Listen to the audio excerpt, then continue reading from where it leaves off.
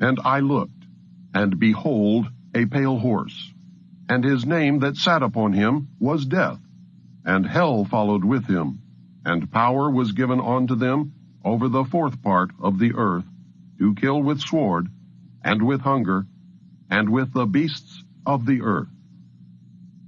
Book of Revelation, chapter 6, verse 8. There have been many related sequential coincidences all throughout my life, incidents that by themselves would have led nowhere. Statistically, the odds against the same or a related sequence of events happening to one individual are astronomically high. It is this series of incidents that have convinced me that God has had a hand in my life. I do not believe in fate. I do not believe in accidents. I cannot and will not accept the theory that long sequences of unrelated accidents determine world events. It is inconceivable that those with power and wealth would not band together with a common bond, a common interest, and a long-range plan to decide and direct the future of the world. For those with the resources to do otherwise would be totally irresponsible. I know that I would be the first to organize a conspiracy to control the outcome of the future if I were such a person and a conspiracy did not yet exist. I would do it in an attempt to ensure the survival of the principles in which I believe, the survival of my family, my survival, and the survival of the human race, if for no other reason. I believe, therefore, that a grand game of chess is being played on a level that we can barely imagine, and we are the pawns. Pawns are valuable only under certain circumstances and are frequently sacrificed to gain an advantage. Anyone who has studied military strategy is familiar with the concept of sacrifice. Those who have seriously studied history have probably discovered the real reason we go to war on a regularly scheduled basis. My research has shown at this point that the future laid out for us may be just about impossible to change. I do not agree with the means by which the powerful few have chosen for us to reach the end. I do not agree that the end is where we should end at all. But unless we can wake the people from their sleep, nothing short of civil war will stop the planned outcome. I base that statement not on defeatism, but on the apathy of the majority of the American people. 25 years ago, I would have believed otherwise, but 25 years ago, I was also sound asleep. We have been taught lies. Reality is not at all what we perceive it to be. We cannot survive any longer by hanging on to the falsehoods of the past. Reality must be discerned at all costs if we are to be a part of the future. Truth must prevail in all instances, no matter who it hurts or helps, if we are to continue to live upon this earth. At this point, what we want may no longer matter. It is what we must do to ensure our survival that counts. The old way is in the certain process of destruction, and a new world order is beating down the door. I fear for the little ones, the innocents, who are already paying for our mistakes. There exists a great army of occupationally orphaned children. They are attending government-controlled daycare centers. There are latchkey kids who are running wild in the streets, and the lopsided, emotionally wounded children of single welfare mothers, born only for the sake of more money in the monthly check. Open your eyes and look at them, for they are the future. In them I see the sure and certain destruction of this once proud nation. In their vacant eyes, I see the death of freedom. They carry with them a great emptiness, and someone will surely pay a great price for their suffering. If we do not act in concert with each other and ensure that the future becomes what we need it to be, then we will surely deserve whatever fate awaits us. I believe with all my heart that God put me in places and in positions throughout my life so that I would be able to deliver this warning to His people. I pray that I have been worthy and that I have done my job. From the time a person leaves its mother's womb, its every effort is directed toward building, maintaining, and withdrawing into artificial wombs various sorts of substitute protective devices or shells. The objective of these artificial wombs is to provide a stable environment for both stable and unstable activity, to provide a shelter for the evolutionary processes of growth and maturity, in effect, survival, to provide security for freedom, and to provide defensive protection for offensive activity. This is equally true of both the general public and the elite. However, there is a definite difference in the way each of these classes go about the solution of problems. The primary reason why the individual citizens of a country create a political structure is a subconscious wish or desire to perpetuate their own dependency relationship of childhood.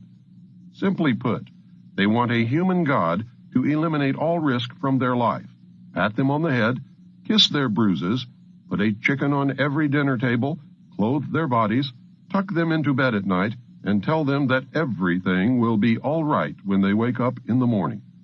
This public demand is incredible, so the human God, the politician, meets incredibility with incredibility by promising the world and delivering nothing. So who is the bigger liar, the public or the Godfather? This public behavior is surrender born of fear, laziness, and expediency.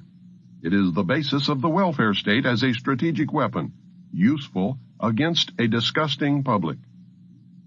Most people want to be able to subdue and or kill other human beings which disturb their daily lives, but they do not want to have to cope with the moral and religious issues which such an overt act on their part might raise. Therefore, they assign the dirty work to others, including their own children, so as to keep the blood off their own hands. They rave about the humane treatment of animals and then sit down to a delicious hamburger from a whitewashed slaughterhouse down the street and out of sight. But even more hypocritical, they pay taxes to finance a professional association of hitmen, collectively called politicians, and then complain about corruption in government. Again, most people want to be free to do things, but they are afraid to fail. The fear of failure is manifested in irresponsibility, and especially in delegating those personal responsibilities to others where success is uncertain or carries possible or created liabilities which the person is not prepared to accept. They want authority, but they will not accept responsibility or liability, so they hire politicians to face reality for them. The people hire the politicians so that the people can, 1, obtain security without managing it. 2, obtain action without thinking about it. 3, inflict theft, injury, and death upon others without having to contemplate either life or death. 4, avoid responsibility for their own intentions. 5, obtain the benefits of reality and science without exerting themselves in the discipline of facing or learning either of these things.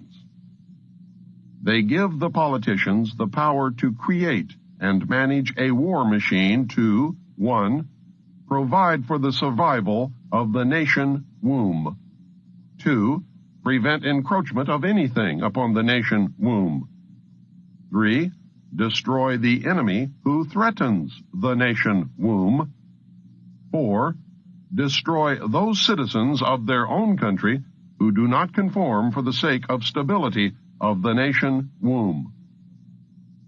Politicians hold many quasi-military jobs, the lowest being the police, which are soldiers, the attorneys, and the CPAs next, who are spies and saboteurs.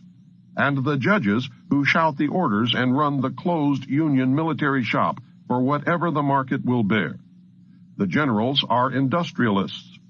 The presidential level of commander-in-chief is shared by the international bankers.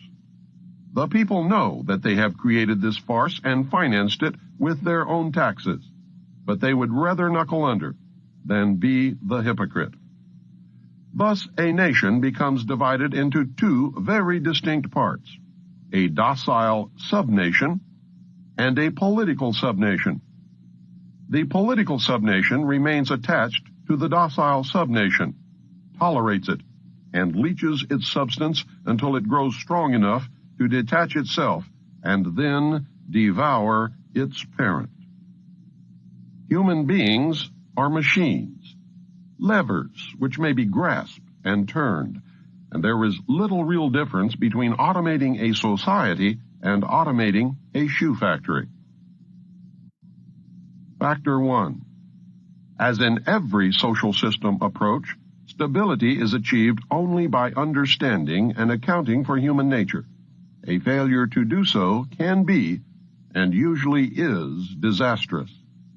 As in other human social schemes, one form or another of intimidation or incentive is essential to the success of the draft. Physical principles of action and reaction must be applied to both internal and external subsystems. To secure the draft, individual brainwashing, programming, and both the family unit and the peer group must be engaged and brought under control. Factor 2. Father. The man of the household must be housebroken to ensure that Junior will grow up with the right social training and attitudes. The advertising media, etc., are engaged to see to it that father-to-be is compliant before or by the time he is married. He is taught that he either conforms to the social notch cut out for him or his sex life will be hobbled and his tender companionship will be zero. He is made to see that women demand security more than logical, principled, or honorable behavior. By the time his son must go to war, father, with jelly for a backbone, will slam a gun into Junior's hand before father will risk the censure of his peers or make a hypocrite of himself by crossing the investment he has in his own personal opinion or self-esteem. Junior will go to war, or father will be embarrassed.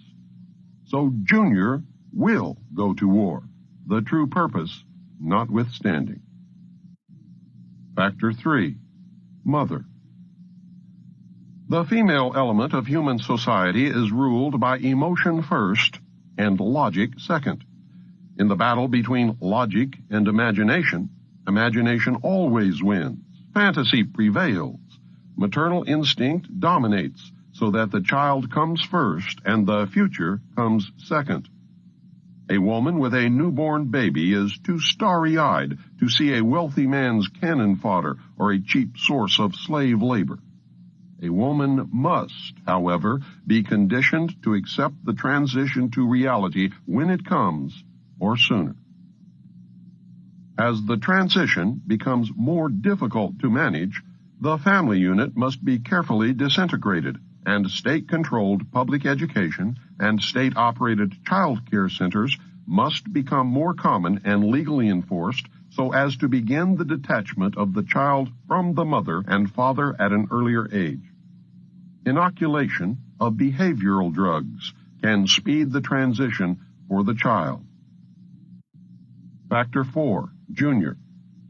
The emotional pressure for self-preservation during the time of war and the self-serving attitude of the common herd that have an option to avoid the battlefield is all of the pressure finally necessary to propel Johnny off to war. Their quiet blackmailings of him are the threats: no sacrifice, no friends, no glory, no girlfriend. Factor 5. Sister. And what about Junior's sister?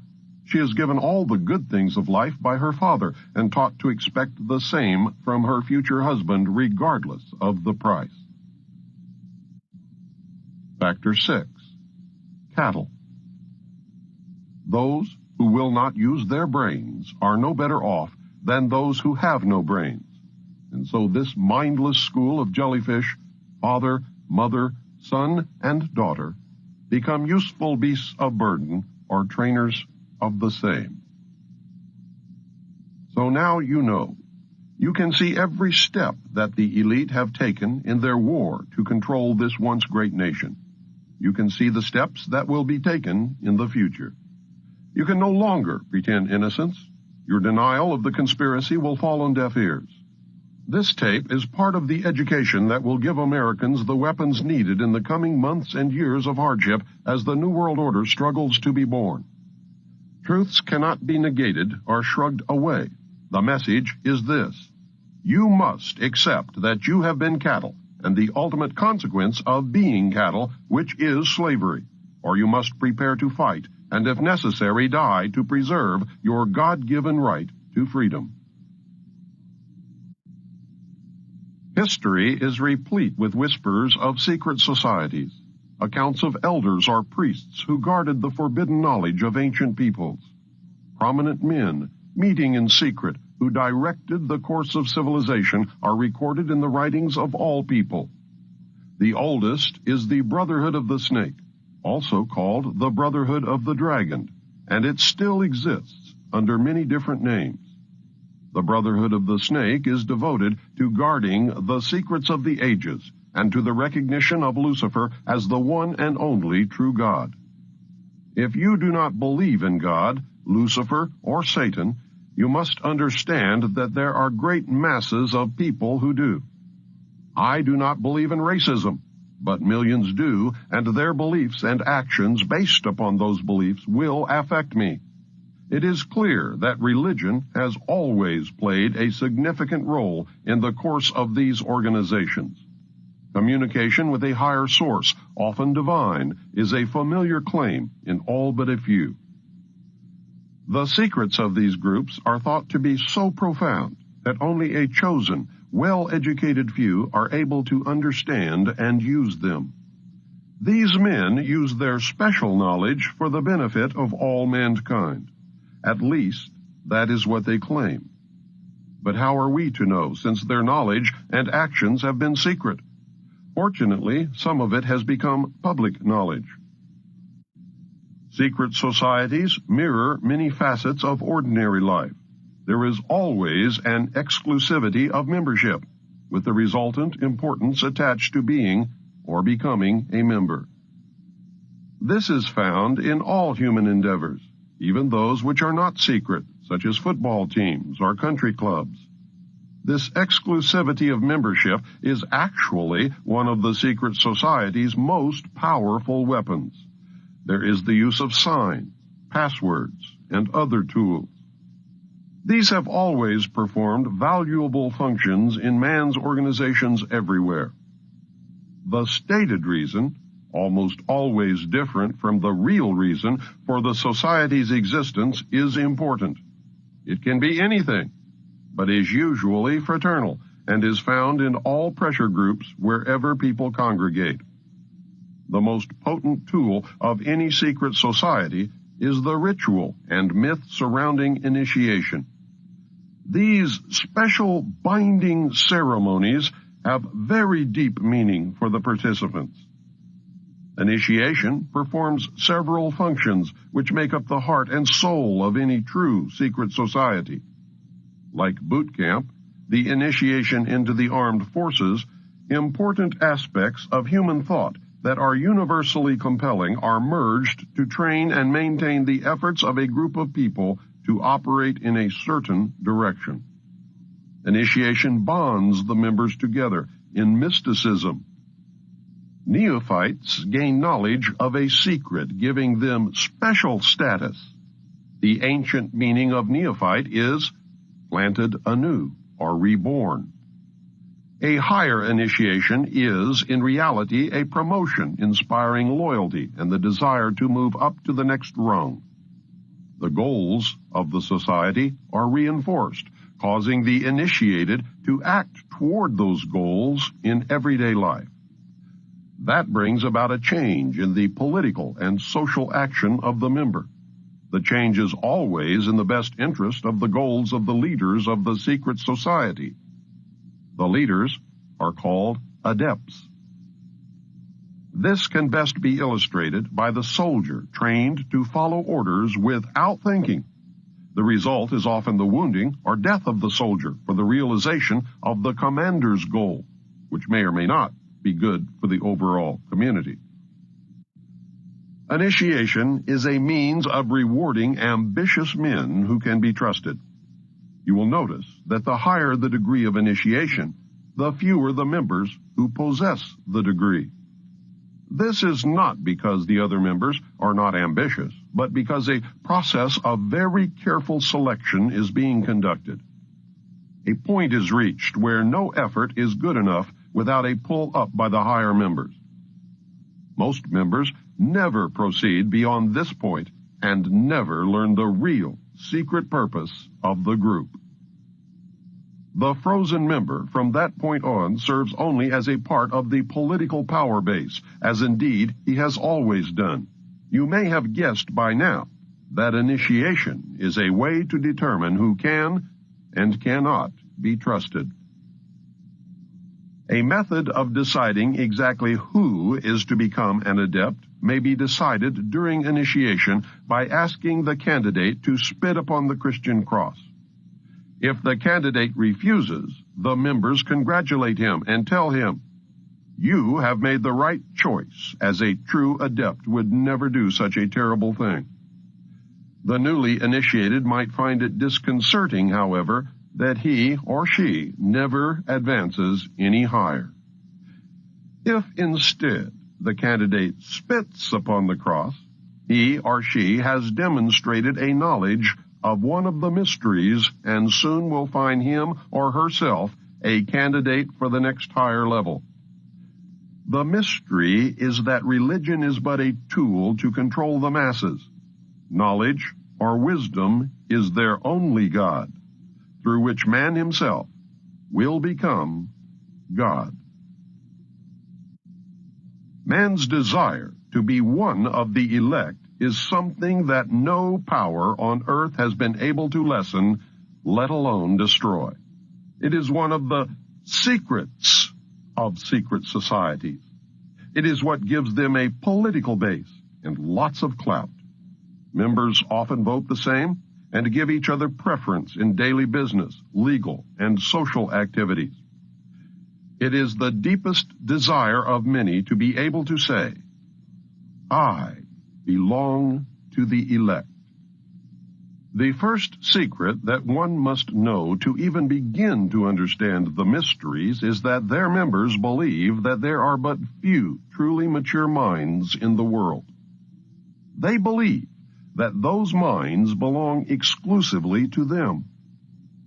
The philosophy that follows is the classic secret society view of humanity. When a person of strong intellect is confronted with a problem which calls for the use of reasoning faculties, they keep their poise and attempt to reach a solution by garnering facts bearing upon the question. On the other hand, those who are immature when confronted by the same problem are overwhelmed. While the former may be said to be qualified to solve the mystery of their own destiny, the latter must be led like a bunch of animals and taught in the simplest language. Like sheep, they are totally dependent upon the shepherd. The able intellect is taught the mysteries and the esoteric spiritual truths. The masses are taught the literal, exoteric interpretations. While the masses worship the five senses, the select few observe, recognizing in the gulf between them the symbolic concretions of great abstract truths. The elect are given knowledge of the mysteries and are illumined, and are thus known as the Illuminati, or the illuminated ones, the guardians of the secrets of the ages. Three early secret societies that can be directly connected to a modern descendant are the cults of Roshaniya, Mithras, and their counterpart, the builders. They have many things in common with the Freemasons of today, as well as with many other branches of the Illuminati. For instance, common to the Brotherhood are the symbolic rebirth into a new life without going through the portal of death during initiation, reference to the lion, and the grip of the lion's paw in the Master Mason's degree. The 3 degrees, which is the same as the ancient Masonic rites before the many other degrees were added, the ladder of 7 rungs, men only, and the all-seeing eye. Of special interest is the powerful society in Afghanistan in ancient times called the Roshaniya, Illuminated Ones. There are actually references to this mystical cult going back through history to the House of Wisdom at Cairo. The major tenets of this cult were the abolition of private property, the elimination of religion, the elimination of nation-states, the belief that illumination emanated from the Supreme Being who desired a class of perfect men and women to carry out the organization and direction of the world. Belief in a plan to reshape the social system of the world by first taking control of individual countries one by one, and the belief that after reaching the 4th degree, one could communicate directly with the unknown supervisors who had imparted knowledge to initiates throughout the ages. Wise men will again recognize the Brotherhood. Can you hear the echo of the Nazi Party, the Communist Party, the extreme right and the extreme left? The important fact to remember is that the leaders of both the right and the left are a small hardcore of men who have been and still are Illuminists or members of the Brotherhood. They may have been or may be members of the Christian or Jewish religions, but that is only to further their own ends. They are and always have been Luciferian and internationalist. They give allegiance to no particular nation, although they have used, on occasion, nationalism to further their causes. Their only concern is to gain greater economic and political power. The ultimate objective of the leaders of both groups is identical. They are determined to win for themselves undisputed control of the wealth, natural resources, and manpower of the entire planet. They intend to turn the world into their conception of a Luciferian totalitarian socialist state. In the process, they will eliminate all Christians, Jews, and atheists. You have just learned one, but only one, of the great mysteries. I hope to show that most modern secret societies, and especially those that practice degrees of initiation, and that is the key, are really one society with one purpose.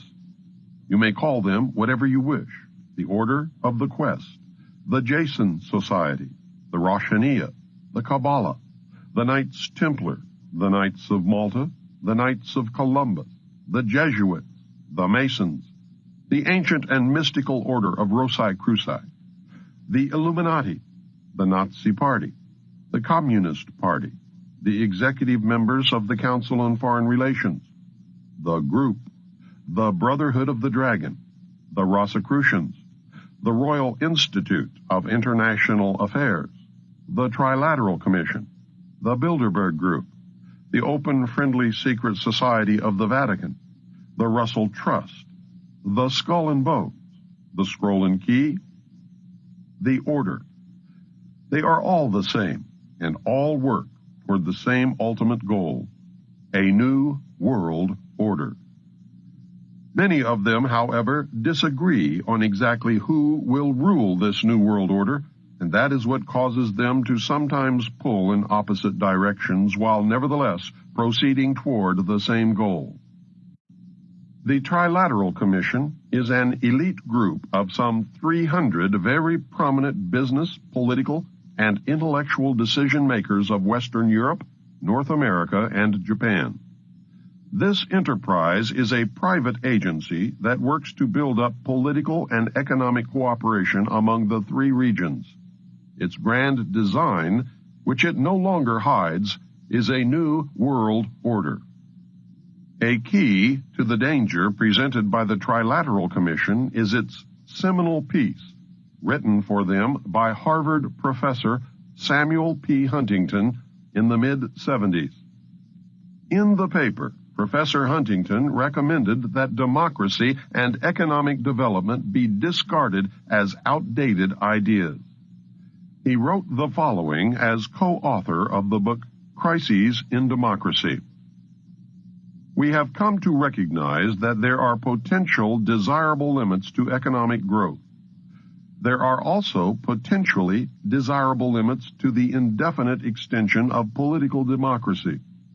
A government which lacks authority will have little ability short of cataclysmic crises to impose on its people the sacrifices which may be necessary. Look at the Council on Foreign Relations. Many members, in fact, the majority, never serve on the executive committees. They never go through any initiation of any kind. They are, in fact, the power base and are used to gain a consensus of opinion. The majority are not really members, but are made to feel as if they are. In reality, they are being used and are unwilling or unable to understand. The Executive Committee is an inner core of intimate associates, members of a secret society called the Order of the Quest, also known as the Jason Society, devoted to a common purpose. The members are an outer circle on whom the inner core acts by personal persuasion, patronage, and social pressure. That is how they bought Henry Kissinger. Rockefeller gave Kissinger a grant of $50,000 in the early 50s, a fortune in those days, and made dear old Henry a member of the CFR. Anyone in the outer circle who does not toe the mark is summarily expelled, and the lesson is not lost on those who remain. Do you remember the human desire to be a member of the elect? That is the principle at work. The Council on Foreign Relations has been the foremost flank of America's foreign policy establishment for more than half a century. The Council on Foreign Relations is a private organization of business executives, scholars, and political leaders that studies global problems and plays a key role in developing United States foreign policy. The CFR is one of the most powerful semi-official groups concerned with America's role in international affairs. It is controlled by an elect group of men recruited from the Skull and Bones and the Scroll and Key societies of Harvard and Yale, which are both chapters of a secret branch of the Illuminati known as Chapter 322 of the Order. The members of the Order make up the Executive Committee of the Council on Foreign Relations after undergoing initiation into the Order of the Quest, also known as the Jason Society. The Council on Foreign Relations is an offshoot sister organization to the British Royal Institute of International Affairs. Their goal is a new world order. Although it existed as a dinner club in New York, it did not take on its present power until 1921, when it merged with the Royal Institute of International Affairs and received its financial base from J.P. Morgan, the Carnegie Endowment, the Rockefeller family, and other Wall Street banking interests. The Council on Foreign Relations controls our government. Through the years, its members have infiltrated the entire executive branch, State Department, Justice Department, Central Intelligence Agency, and the top ranks of the military. Every director of the Central Intelligence Agency has been a member of the CFR. Most presidents since Roosevelt have been members. The members of the CFR dominate ownership of the press, and most, if not all, of America's top journalists are members. The CFR does not conform to government policy. The government conforms to CFR policy. I read top-secret documents while with Naval intelligence that stated that President Eisenhower had appointed 6 of the executive committee members of the CFR to sit on the panel called Majesty 12, also known as Majority 12 for security reasons. Majesty 12 is the secret group that is supposed to control extraterrestrial information and projects. The document stated that Eisenhower had also appointed 6 members from the executive branch of government who were also members of the CFR. The total membership of Majesty 12 was 19, including Dr. Edward Teller and the 6 members from the Jason Scientific Group. Again, whether this is true or disinformation depends solely upon the existence of aliens. The CFR is a secret society in that it forbids the taking of notes or the publishing of minutes of its meetings. Any member who divulges the subject or any part of any conversation or talk that took place during a meeting is terminated. The goal of the Council on Foreign Relations is a new world order. Remember, never worship a leader. If you worship a leader, you then no longer have the ability to recognize when you have been deceived. The most powerful secret organization in the world is the Bilderberg Group, organized in 1952 and named after the hotel where its first meeting took place in 1954. The man who organized the Bilderberg Group, Prince Bernhard of the Netherlands, has the power to veto the Vatican's choice of any pope it selects. Prince Bernhard has this veto power because his family, the Habsburgs, are descended from the Roman emperors. Prince Bernhard is the leader of the black families. He claims descent from the house of David and thus can truly say that he is related to Jesus.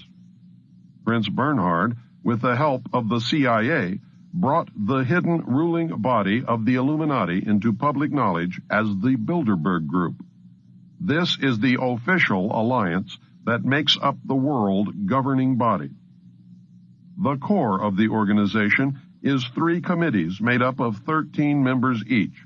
Thus, the heart of the Bilderberg Group consists of 39 total members of the Illuminati. The 3 committees are made up exclusively of members of all the different secret groups that make up the Illuminati, the Freemasons, the Vatican, and the black nobility.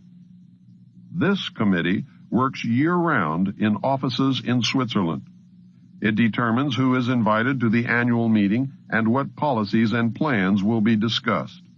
Every proposal or plan that has ever been discussed at an annual meeting of the Bilderberg Group has come to pass usually within 1 or 2 years following the meeting. The Bilderberg Group is directing the quiet war that is being waged against us. How can they do it? These are the men who really rule the world. Manly P. Hall, 33rd degree Mason, probably the most renowned expert on these subjects, wrote in his book, The Secret Destiny of America. For more than 3,000 years, secret societies have labored to create the background of knowledge necessary to the establishment of an enlightened democracy among the nations of the world. All have continued, and they still exist, as the Order of the Quest. Men bound by a secret oath to labor in the cause of world democracy decided that in the American colonies they would plan the roots of a new way of life. The Order of the Quest was set up in America before the middle of the 17th century. Franklin spoke for the Order of the Quest, and most of the men who worked with him in the early days of the American Republic were also members. Not only were many of the founders of the United States government Masons, but they received aid from a secret and august body existing in Europe which helped them to establish this country for a particular purpose known only to the initiated few. The members of the Bilderberg Group are the most powerful financiers, industrialists, statesmen, and intellectuals who get together each year for a private conference on world affairs. The meetings provide an informal, off-the-record opportunity for international leaders to mingle and are notorious for the cloak of secrecy they are held under. The headquarters office is in The Hague in the Netherlands. The goal of the Bilderberg Group is a one-world, totalitarian socialist government and economic system. Take heed, as time is running short. You must understand that secrecy is wrong. The very fact that a meeting is secret tells me that something is going on that I would not approve. Do not ever believe that grown men meet on a regular basis just to put on fancy robes, hold candles, and glad-hand each other. George Bush, when he was initiated into the Skull and Bones, did not lie naked in a coffin with a ribbon tied around his genitalia and yell out the details of all his sexual experiences because it was fun. He had much to gain by accepting initiation into the order, as you can now see. These men meet for important reasons, and their meetings are secret because what goes on during the meetings would not be approved by the community. The very fact that something is secret means there is something to hide. John Robison wrote Proofs of a Conspiracy in 1798, and I believe he said it best in the following passage. Nothing is so dangerous as a mystic association, the object remaining a secret in the hands of the managers. The rest simply put a ring in their own noses, by which they may be led about at pleasure, and still panting after the secret, they are the better pleased the less they see of their way. A mystical object enables the leader to shift his ground as he pleases, and to accommodate himself to every current fashion or prejudice. This again gives him almost unlimited power, for he can make use of these prejudices to lead men by troops. He finds them already associated by their prejudices and waiting for a leader to concentrate their strength and set them in motion. And when once great bodies of men are set in motion, with a creature of their fancy for a guide, even the engineer himself cannot say, "Thus far shalt thou go, and no farther." Is the common man really as stupid as the elite seem to believe? If he is, then maybe the average citizen is better off ignorant, being manipulated this way and that whenever the elite deem it necessary. We will discover the answer very quickly when the common man finds that his e-ticket to Fantasyland has just expired. I hope I have shown you the role of secret societies and groups within the world power structure. I hope you can see how these groups gain and keep power.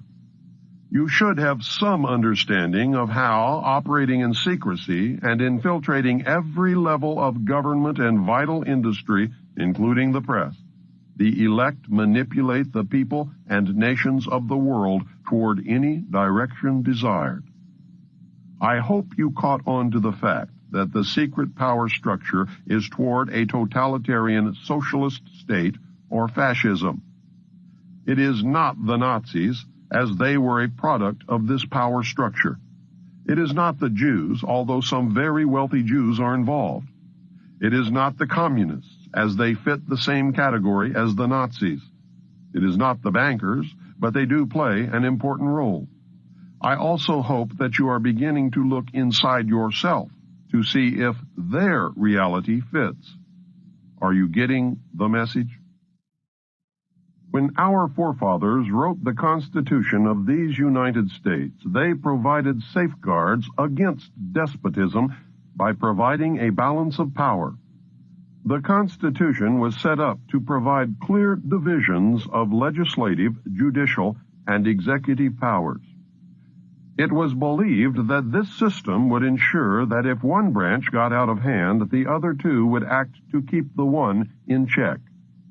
This balance of power was predicated upon the assumption that none of the three branches could or would infringe upon the power of the others.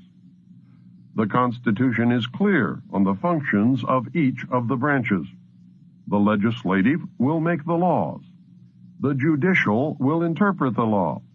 The executive will decide policy and enforce the law. This, of course, is the simplest of explanations, but this is not a textbook on government. My intent is to acquaint you with simple basics of the balance of power so that you can then understand how it has been subverted.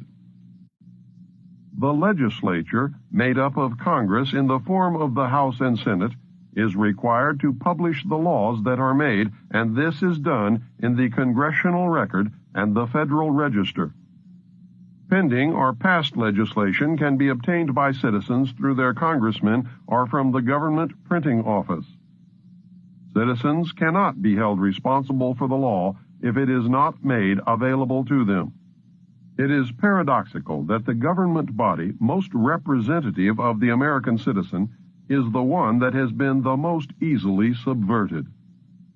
Through political action committees, payoffs, pork barrel politics, professional politicians, congressmen who are members of secret societies, and through greed and fear, our representatives and senators quit representing us long ago. Congress has tremendous powers, but fails in most cases to exercise even a token amount.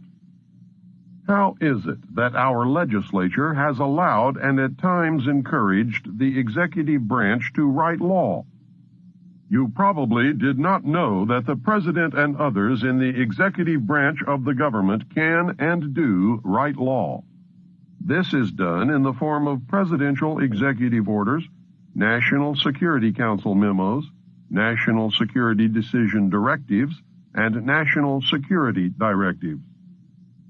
NSC memos were broad policy papers in the days after passage of the National Security Act.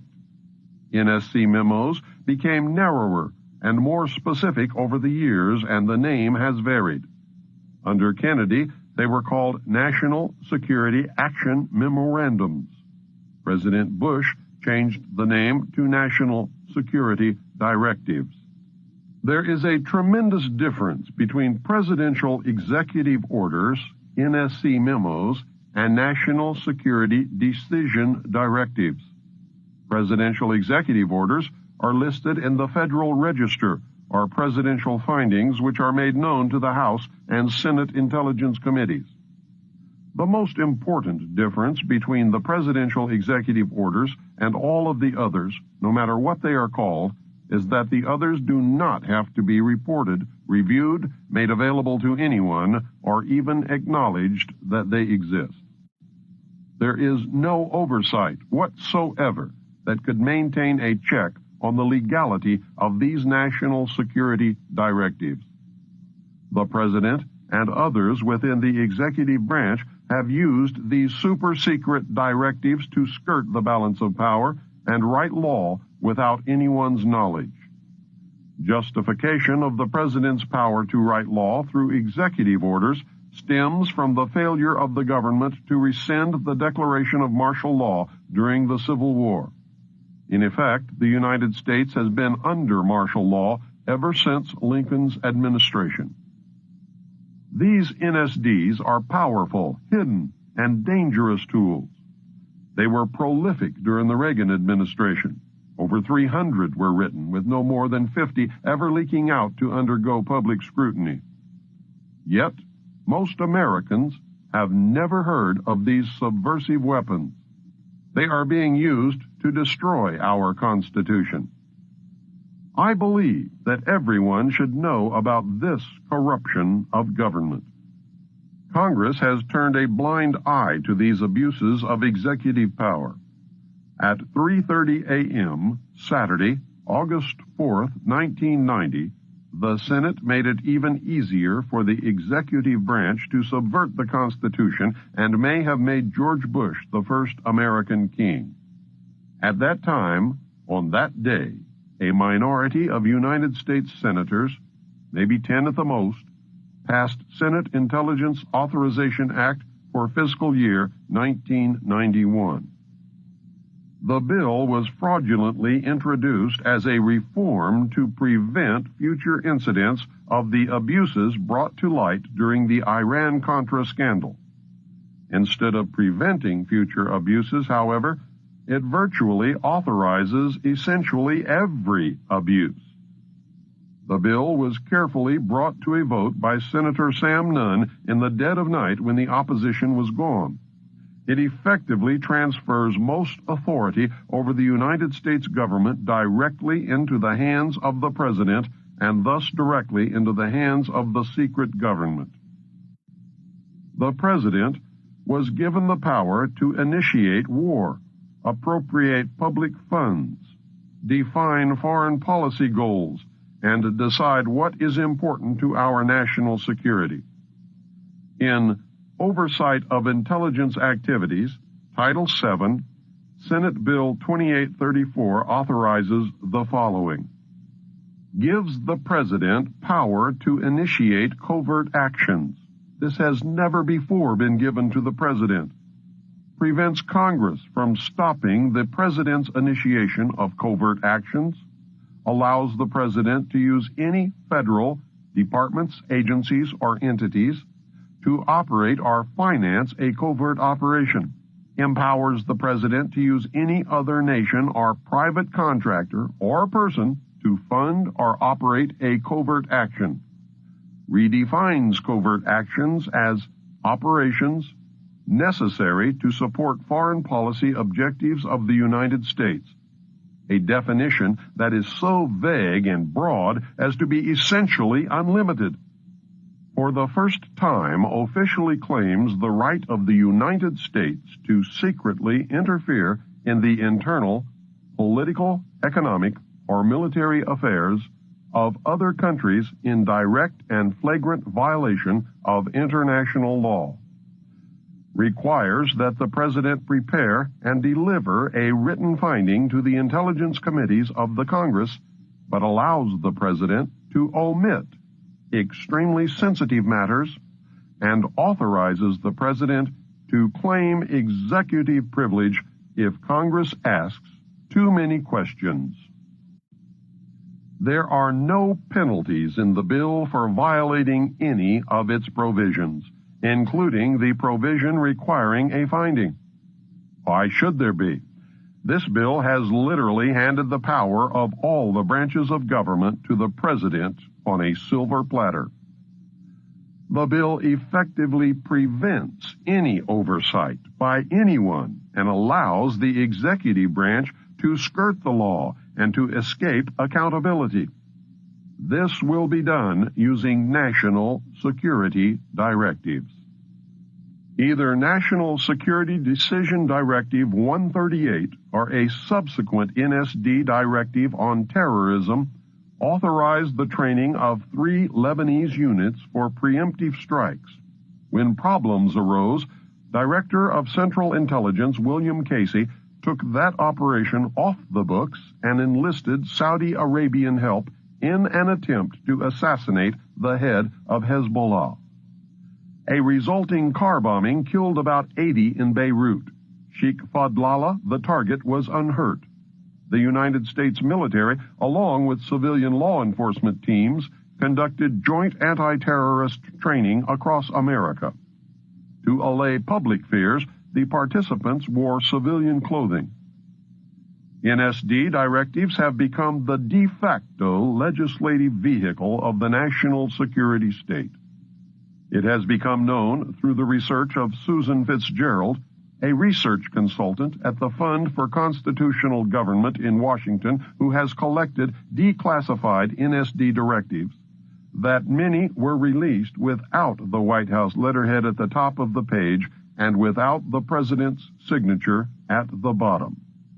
This, she speculates, is to conceal the fact that the signatures on some of them would reveal that they had been made by autopen, not by Ronald Reagan's own hand. That should give you a taste of what we are up against. Please understand that virtually all but a very few NSD directives still remain classified, and unless the public forces disclosure, their effect will probably never be known. Somewhere within the volumes of secret NSD directives, there is a plan to suspend the Constitution of the United States of America. The existence of this plan surfaced during the Iran-Contra hearings. Congressman Jack Brooks, Democrat from Texas, attempted to bring it into the open. When he asked Colonel Oliver North directly if North had ever helped draft a plan to suspend the Constitution, Brooks was silenced by the committee chairman, Senator Daniel K. Inouye, Democrat from Hawaii. Senator Inouye stated that the subject dealt with national security, and any questions regarding the matter could be brought up during a closed-door session. We never learned the outcome. I would like to know who gave anyone in any branch of government with any title the right to suspend the Constitution at any time, for any reason, under any conditions. I believe the plan to suspend the Constitution is directly tied to the underground facility called Mount Weather and to the Federal Emergency Management Agency known as FEMA. Mount Weather is so shrouded in secrecy that 99.9% of Americans have never heard of it. FEMA, however, is another story. Remember Hurricane Hugo? Remember the federal agency FEMA that was sent to handle the emergency and was thrown out by the citizens because of gross incompetence? FEMA was incompetent because emergency management is just a guise for its real purpose, which is to take over local, state, and federal government in case of a national emergency. The only way FEMA could do such a thing is if the Constitution were suspended and martial law were to be declared. Therefore, its very existence is proof positive that a plan to suspend the Constitution does, in fact, exist. Just outside of a sleepy little town called Bluemont, Virginia, about 46 miles west of Washington, D.C., is an area of wilderness covering what has been called the toughest granite rock in the eastern United States. The area is surrounded by signs marked Restricted Area, and this installation has been declared a restricted area. Unauthorized entry is prohibited. Other signs state, all persons and vehicles entering hereon are liable to search. Photographing, making notes, drawings, maps, or graphic representations of this area or its activities is prohibited. Such material found in the possession of unauthorized persons will be confiscated. Internal Security Act of 1950. The installation is beneath a mountain, and its name is the Western Virginia Office of Controlled Conflict Operations. Its nickname is Mount Weather. It was ordered to be built by the Federal Civil Defense Administration, which is now the Federal Preparedness Agency.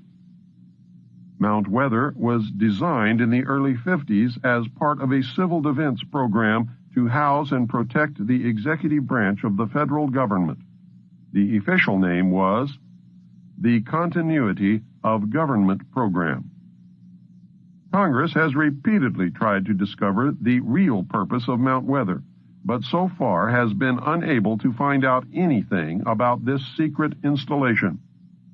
Retired Air Force General Leslie W. Bray, director of the Federal Preparedness Agency, told the Senate Subcommittee on Constitutional Rights in September 1975, I am not at liberty to describe precisely what is the role and the mission and the capability that we have at Mount Weather or at any other precise location. In June 1975, Senator John Tunney, Democrat from California, chairman of the Subcommittee on Constitutional Rights, charged that Mount Weather held dossiers on at least 100,000 Americans. He later alleged that the Mount Weather computers, described as the best in the world, can obtain millions of pieces of additional information on the personal lives of American citizens simply by tapping the data stored at any of the other 96 federal relocation centers. I know from my stint with the Office of Naval Intelligence that these dossiers consist of information collected about American patriots, men and women who are most likely to resist the destruction of our Constitution and the formation of the totalitarian police state under the New World Order. The Patriot Data Bank is constantly updated so that when the appointed hour arrives, all patriots can be rounded up with little, if any, effort. The plan calls for this to be accomplished in the dead of night on a national holiday.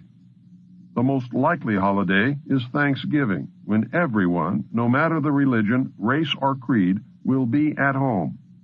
The targets will be ripe for the picking after a heavy meal, maybe some alcoholic beverages, and during a deep sleep. There is a traitor in the Patriot movement who provides the secret government with accurate names and addresses of patriots who will fight to protect and defend the Constitution.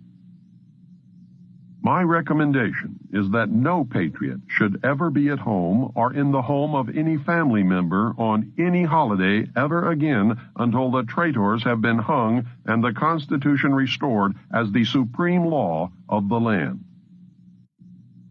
Some sources state that Mount Weather is virtually an underground city, complete with dormitories, private apartments, streets, sidewalks, cafeterias, hospitals, water purification systems, power plant, office buildings, a lake fed by fresh water from underground springs, a mass transit system, and many other astounding things. Several disturbing facts emerge when one researches Mount Weather. One is the conclusion that a complete parallel government exists at the site. 9 federal departments exist there: agriculture, commerce, health, education, and welfare, housing and urban development, interior, labor, state, transportation, and the Treasury. Apparently, at least 5 federal agencies are also in residence: Federal Communications Commission, Selective Service, Federal Power Commission, the Civil Service Commission, and the Veterans Administration. 2 privately owned corporations have offices at Mount Weather: the Federal Reserve and the United States Post Office. There is also an office of the Presidency. What makes all this upsetting is that there is a president and a complete set of cabinet officers in residence at Mount Weather. Who are they, and who appointed them? Where is such a thing provided for in the Constitution of the United States of America? Mount Weather is the operational center, the hub of over 96 other underground federal relocation centers scattered across the United States. The majority of these appear to be concentrated in Pennsylvania, Virginia, West Virginia, Maryland, and North Carolina. Each of these facilities contains computer databanks holding information, not on enemy agents, Soviet diplomats, or suspected terrorists, but on American citizens, patriots. A list of other files kept at the facilities was furnished to the Subcommittee on Constitutional Rights in 1975. The list included military installations, government facilities, communications, transportation, energy and power, agriculture, manufacturing, wholesale and retail services, manpower, financial, medical and educational institutions, sanitary facilities, population, housing, shelter, and stockpiles. The committee concluded that these databases operate with few, if any, safeguards or guidelines. Senator James Borzek, Democrat from South Dakota, a member of the subcommittee, said, "I feel the entire operation has eluded the supervision of either Congress or the courts." Chairman Tunney said, "Mount Weather is out of control." Nothing was done by Congress to rectify the situation, however, and Mount Weather remains out of control. Former high-level officials from Mount Weather agree that the base at Mount Weather is much more than any standby government facility or storage center for the preservation of records. They describe it as an actual government in waiting. We do not merely store essential information. The facility attempts to duplicate the vital functions of the executive branch of the administration. As stated previously, according to my research, this includes a president and all cabinet members actually in residence. Protocol even demands that subordinates address them as Mr. President or Mr. Secretary. Most of these mysterious appointees have held their positions through several administrations. "We just act on the orders of the President in national emergencies," said one former Mount Weather official. The Federal Preparedness Administration, known as FPA, in its 1974 annual report stated that studies conducted at Mount Weather involve the control and management of domestic political unrest where there are material shortages such as food riots, or in strike situations where the FPA determines that there are industrial disruptions and other domestic resource crises. The report states that the bureaucracy at Mount Weather invokes what it calls civil crises management. Officials who were at Mount Weather and who have furnished us with data say that during the 1960s, the complex was actually prepared to assume certain governmental powers at the time of the 1961 Cuban Missile Crisis and the assassination of President Kennedy in 1963. The source said that the installation used the tools of its civil crises management program on a standby basis during the 1967 and 1968 urban riots and during a number of national anti-war demonstrations against the administration by the American people.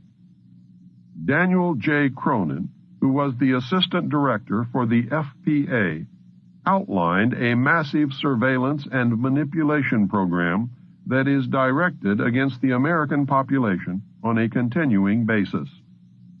The FPA has organized an impressive armament of resources and equipment.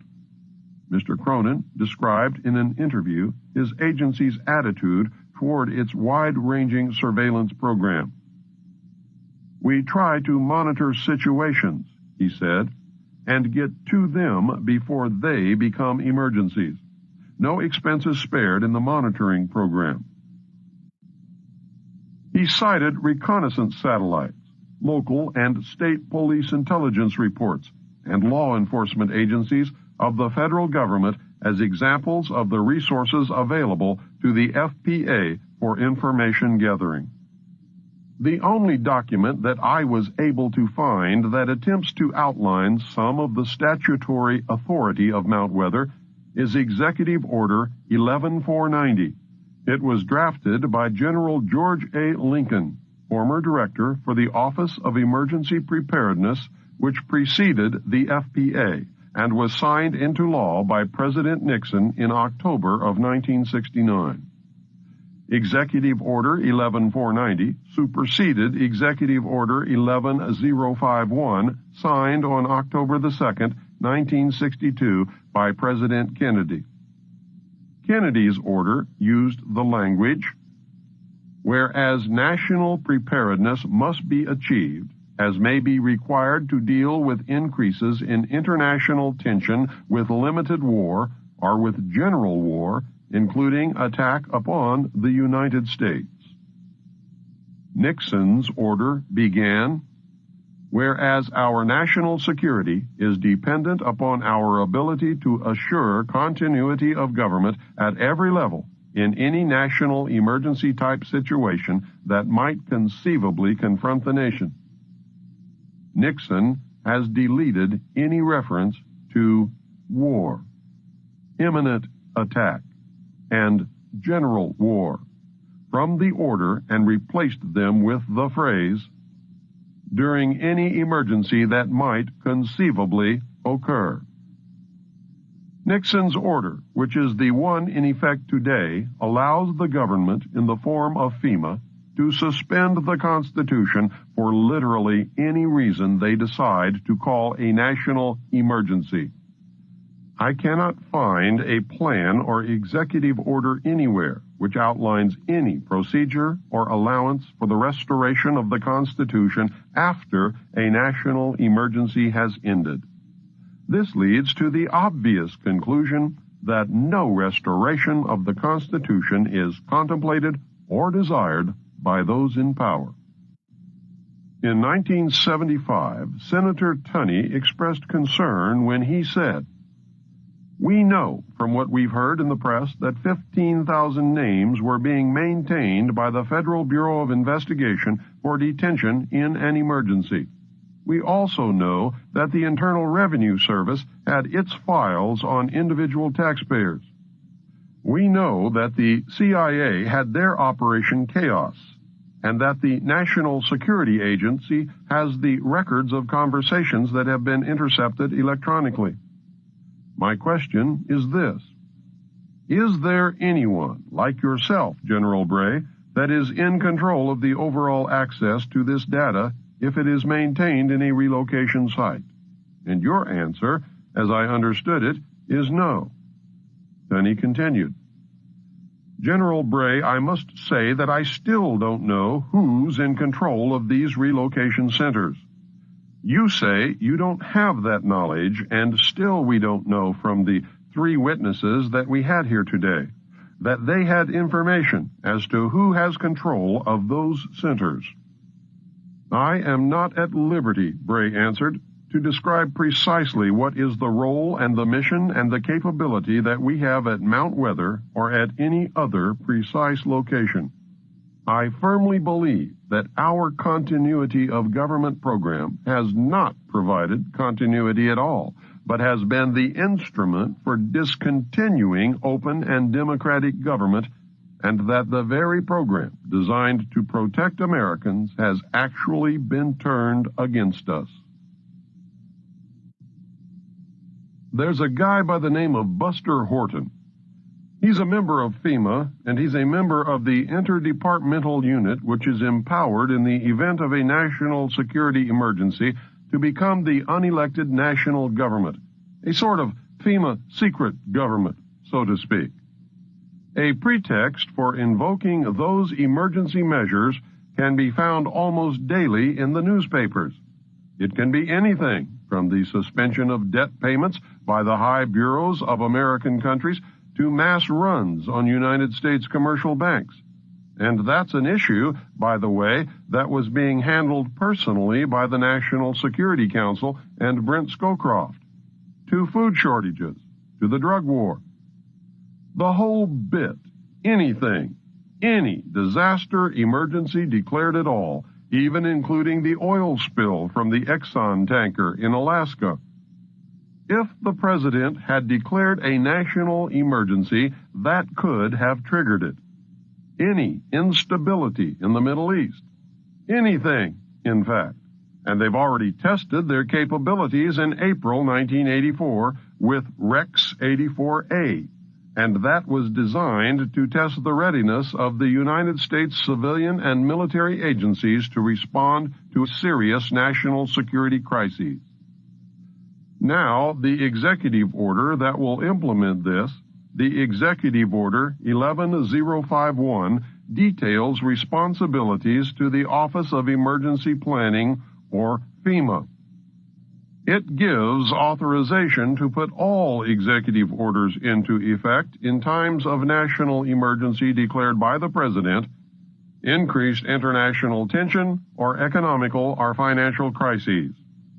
Note that it covers domestic crises but does not even mention war or nuclear attack.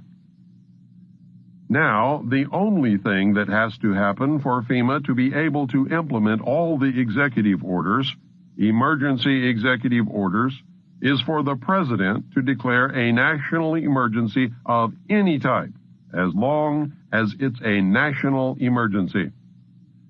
Executive Order 10995 provides for the takeover of the communications media. Executive Order 10997 provides for the takeover of all electric, power, petroleum, gas, fuels, and minerals. Executive Order 10988 provides for the takeover of food resources and farms. Executive Order 10999 provides for the takeover of all modes of transportation, control of highways, seaports, and etc. Executive Order 11000 provides for mobilization of all civilians into work brigades under the government supervision. Executive Order 11001 provides for governmental takeover of all health, education, and welfare functions. Executive Order 11002 designates the Postmaster General to operate a national registration of all persons. Executive Order 11003 provides for the government to take over airports and aircraft. Executive Order 11004 provides for the Housing and Finance Authority to relocate communities, designate areas to be abandoned, and establish new locations for populations. Executive Order 11005 provides for the government to take over railroads, inland waterways, and public storage facilities. Now, all of these were combined under Nixon into one huge executive order which allows all of this to take place if the President declares a national emergency, and it can be implemented by the head of FEMA, not by the President. The President has already given him that power under these executive orders. All of these were combined into Executive Order 11490, and that was signed by President Carter on July 20th, 1979, and is, in fact, law. Now, remember what North said during the Iran-Contra hearing. He said that they were prepared to suspend the Constitution of the United States, and he said if it hadn't been for their getting caught, that this would have happened. And all that did was delay it. This is what is still going to happen. President Bush issued a new executive order delegating to the director of FEMA powers which were vested in the President by the Disaster Relief and Emergency Assistance Act of 1988. And although the order was described by the White House as simply a technical matter, in reality, the revision delegated to the FEMA director direct responsibility for a large number of items which were earlier only the President's prerogative, and that includes responsibility for general federal assistance, federal emergency assistance, hazard mitigation, individual and family grant programs, and the power to direct other federal agencies to assist in an emergency. And that's the key. All other federal agencies will come under FEMA. Of course, the President retains the power to actually declare an emergency, but as soon as he does that, the implementation of the measures utilized will be transferred directly to the director of FEMA. Professor Samuel P. Huntington, drafted for Jimmy Carter Presidential Memorandum 32, which led to the creation of FEMA in 1979. He wrote the seminal piece for the Trilateral Commission in the mid-1970s, recommending that democracy and economic development be discarded as outdated ideas. He wrote as co-author of the book Crises in Democracy. We have come to recognize that there are potential desirable limits to economic growth. There are also potentially desirable limits to the indefinite extension of political democracy. A government which lacks authority will have little ability short of cataclysmic crises to impose on its people the sacrifices which may be necessary. All of Huntington's ideas were rewritten into National Security Decision Directive 47, and that was enacted by President Reagan on July 22, 1982. It identified important areas to be upgraded, such as the nation's industrial base to maintain the national defense, but it nonetheless, and this is very important, laid the groundwork for the secret government's options to institute a police state, and its title is Emergency Mobilization Preparedness. It ordered preparedness measures that involved the waiving or modification of socioeconomic regulations that delay emergency responses and that should receive priority attention. It also specified that preparedness measures that are or may be impeded by legal constraints be identified in the priority task that lays the groundwork for the suspension of the Constitution. This has nothing to do with the right wing, left wing, or any other damn thing. It has to do with the Illuminati taking over this country and joining in the New World Order. I give lectures all over the United States. At some point before, during, or after every lecture, some well-meaning but misguided soul tells me that I have it all wrong and that it's the Jews, the Catholics, the communists, or the bankers that are the cause of all our ills. The target group is blamed for everything that has ever gone wrong. Power over everyone and everything is always attributed to this group, whichever group it happens to be at that moment to that person. These poor people are on the right track in that there has been and certainly is a conspiracy to bring about a totalitarian world order. They are completely off track to think that any one ethnic, religious, or financial group alone could ever muster enough power to bring its plan to fruition. One group, you see, would always be opposed by all of the other special interest groups that exist and have always existed throughout history. That is, unless they were all really the same group, the Illuminati, or for some reason they became unified, the Bilderberg Group. The one-group scenario, except for the Illuminati, has been used effectively to divert your attention away from the truth. It has caused you to fight each other in a manipulation that always leads the real conspiracy closer to its ultimate goal, a new world order. Following World War II, something happened that was to have tremendous significance for the future of all mankind. The intellectuals took note of this happening and brought it to the attention of the world power elite. The elite were severely shaken by the predicted repercussions of this event.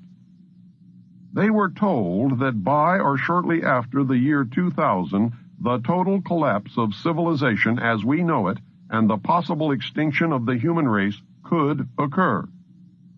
It could occur, that is, if we did not destroy the earth with nuclear weapons before then.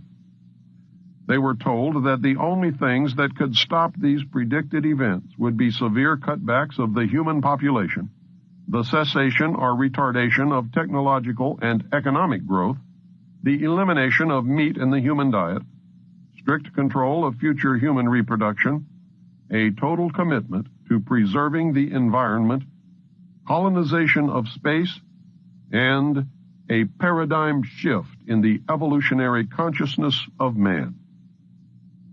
Those in power immediately formed an alliance and set about bringing the recommended changes to fruition through propaganda, mind control, and other manipulations of the masses. The Illuminati's prayers had been answered. What was this event that caused so much consternation and changed forever the future of the world? Millions of soldiers returned from war. The soldiers found lonely, eager women waiting for them. The greatest coupling in the history of the human race occurred. The result was everyone born between 1941 and 1955 and the children that they would eventually produce. It was me and you and everyone who lives today. It was the great worldwide baby boom. It was the culmination of all men's efforts to survive through history. It was modern medicine, better diets, heat in winter, pure running water, and proper disposal of sewage. It was the point in history when the birth rate so exceeded the death rate that the world's population doubled between 1957 and 1990. It was the most wonderful time in the history of the world, but it was also the worst. It signaled the end of man's most precious achievement. An alliance of all of the powers on earth, open and hidden, decided that individual freedoms could no longer be tolerated in the interest of the preservation of the human race. They believed the common man could not be trusted. What had been the unfulfilled dream of many individual groups became reality by the concentration of power in the alliance known as the Bilderberg Group. What had been impossible before was now promised. The new world order that so many had envisioned was now a certainty. The first study was made during World War II to determine the impact of the returning soldiers upon the economy. The results mobilized the ruling elite. A second secret study was conducted in 1957 by scientists meeting in Huntsville, Alabama. It confirmed the results of the first. The conclusion was that civilization as we know it would collapse shortly after the year 2000 unless the population was seriously curtailed. Studies were done to determine a method to arrest the population explosion before the point of no return would be reached. It was determined that an immediate attack on the problem would involve 2 points of intervention. The first was to lower the birth rate, and the second was to increase the death rate.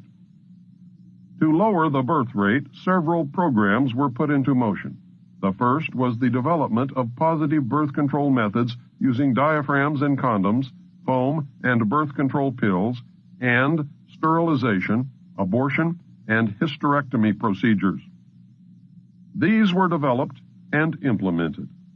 The women's liberation movement was started with the demand for free abortions, using pro-choice as its rallying cry. Homosexuality was encouraged, and gay liberation was born. Homosexuals do not have children. Zero population growth became a hot subject at cocktail parties. Individual freedom, the heat of the moment, religion, and the old blue laws sabotaged these efforts, and while zero population growth became a reality in some areas, population increased rapidly in others. The only alternative left to the world's ruling elite was to increase the death rate. This was a difficult thing to do, as no one wanted to pick people out of a crowd and line them up for execution. Neither did they relish the possible consequences of an enraged public upon discovering that they were being systematically murdered.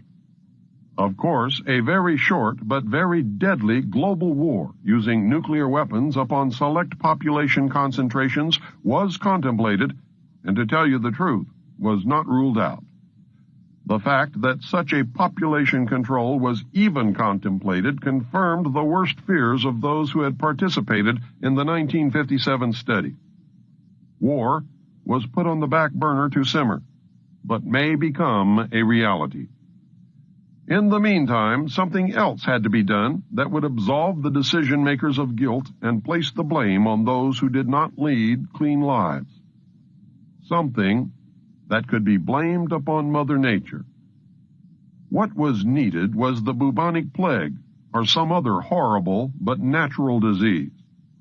The answer came from Rome.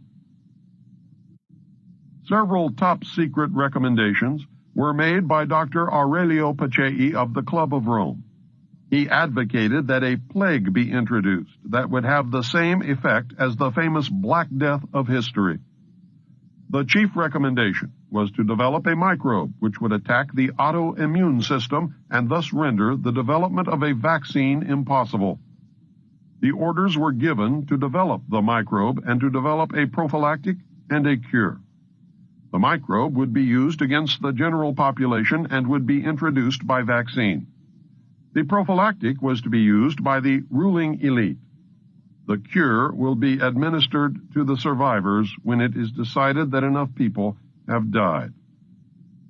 The cure will be announced as newly developed when in fact it has existed from the beginning. This plan is a part of Global 2000. Funding was obtained from the United States Congress under House Bill 15090 passed in 1969, where $10 million was given to the Department of Defense's 1970 budget.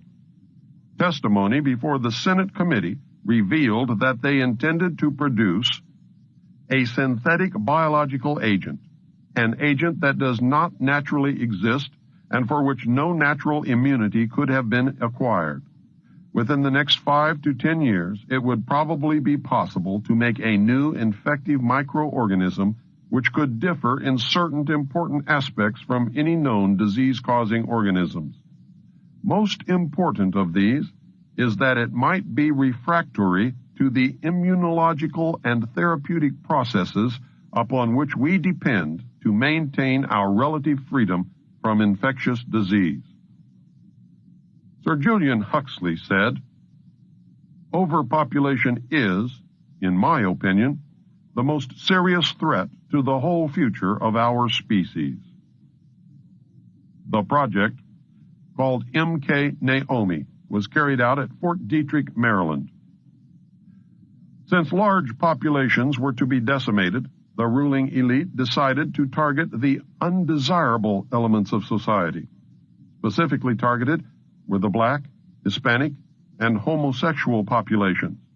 The poor homosexuals were encouraged on the one hand and scheduled for extinction on the other. The African continent was infected via smallpox vaccine in 1977. The vaccine was administered by the World Health Organization. According to Dr. Robert Strecker, without a cure, the entire black population of Africa will be dead within 15 years. Some countries are well beyond epidemic status.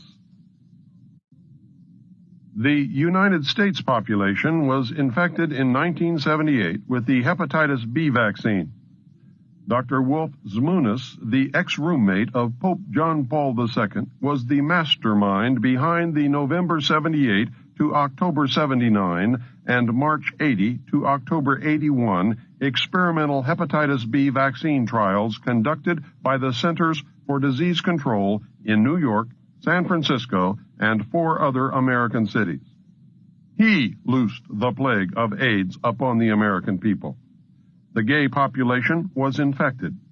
The ads for participants specifically asked for promiscuous homosexual male volunteers. Whatever causes AIDS was in the vaccine. The vaccine was manufactured and bottled in Phoenix, Arizona. Many other population controls have been promulgated. The reduction of the world's population to workable levels has been virtually assured. It is only a matter of time. The problem will be to curtail further human reproduction beyond approved levels. To handle that problem, the New World Order will adopt a communist Chinese model of population control. It is the only population control program that has ever worked. The old and infirm have been periodically murdered, and couples are forbidden to have more than one child. Penalties are so severe that families in China with 2 children are extremely rare. 3 children families are non-existent. A surprising byproduct is that Chinese children as a group are treated better than any other national grouping of children in the world, including the United States. Tobacco fields in the United States have been fertilized with the radioactive tailings from uranium mines, resulting in a tremendous increase in the incidence of lip, mouth, throat, and lung cancer. If you do not believe it, just look at the incidence of lung cancer per capita before 1950 and compare it to the lung cancer per capita at the present time. Are those who smoke committing suicide? Or are they being murdered? We have watched the news in horror as story after story unfolded, revealing that the Army and the Central Intelligence Agency had released germs and viruses into the population to test their biological warfare capability. In light of what you have now learned, you should know that it was really to reduce population. It is a matter of public record that investigations into cover-ups of radioactive leaks into the atmosphere and into groundwater have revealed that some leaks were not accidental, but were purposeful.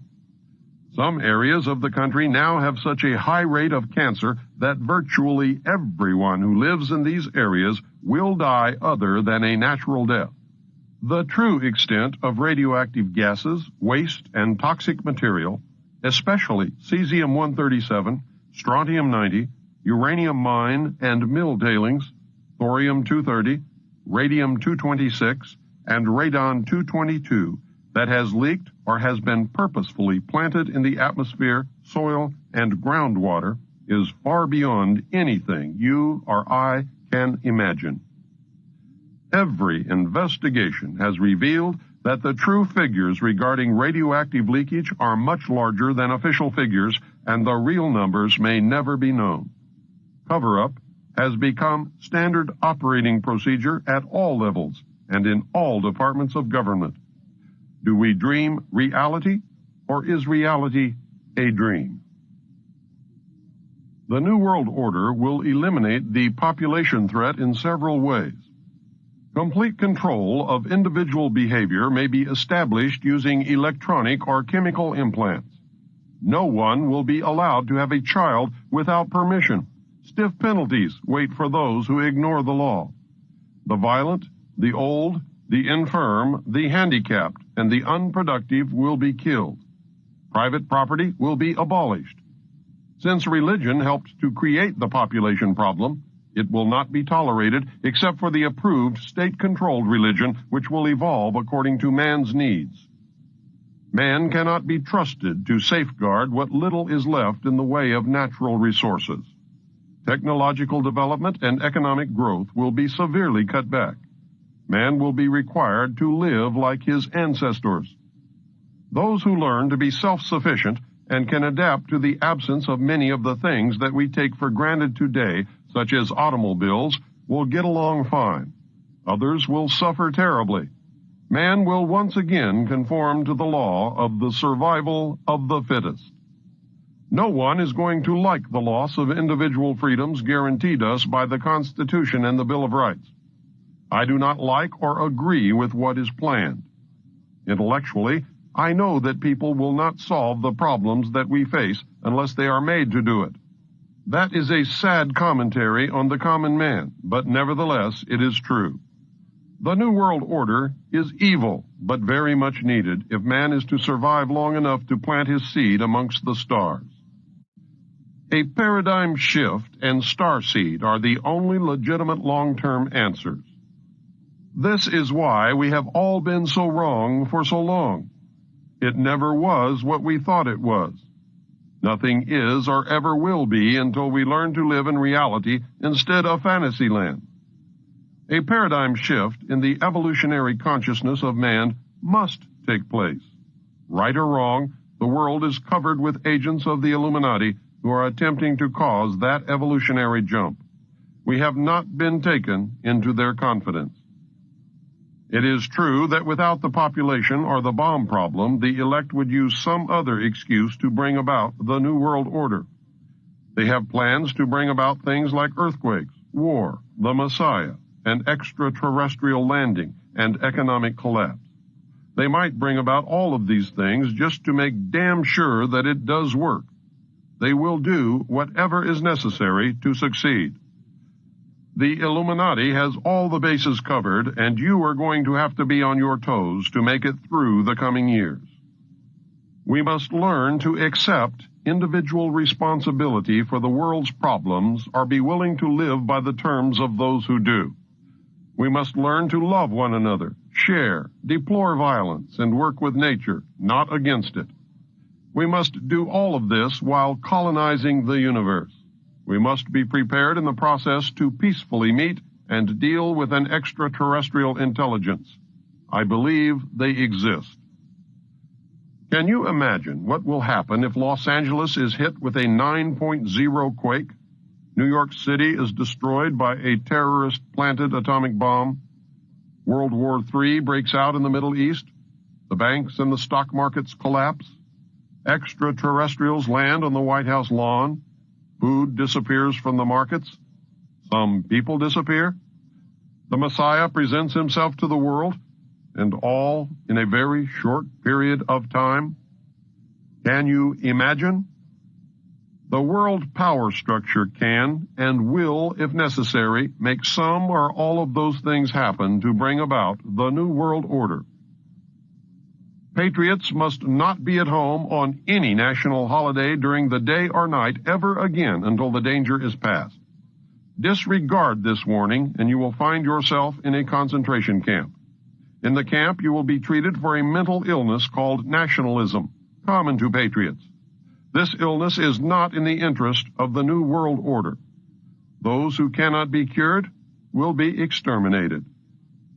When asked what was in store for the world in the coming years, Henry Kissinger said this: "Everything is going to be different. Many will suffer. A new world order will emerge. It will be a much better world for those who survive. In the long run, life will be better. The world we have wanted will be reality."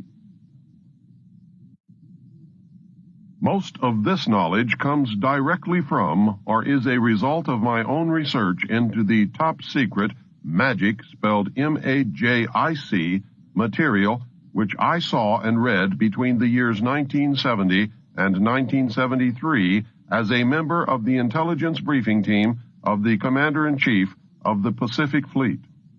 Since some of this information was derived from sources that I cannot divulge for obvious reasons, and from published sources which I cannot vouch for, this must be termed a hypothesis. I firmly believe that if aliens are real, this is the true nature of the beast. It is the only scenario that has been able to bind all the diverse elements. It is the only scenario that answers all the questions and places the various fundamental mysteries in an arena that makes sense. It is the only explanation which shows the chronology of events and demonstrates that the chronologies, when assembled, match perfectly. The bulk of this I believe to be true if the material that I viewed in the Navy is authentic. During the years following World War II, the government of the United States was confronted with a series of events which were to change beyond prediction its future, and with it the future of humanity. These events were so incredible that they defied belief.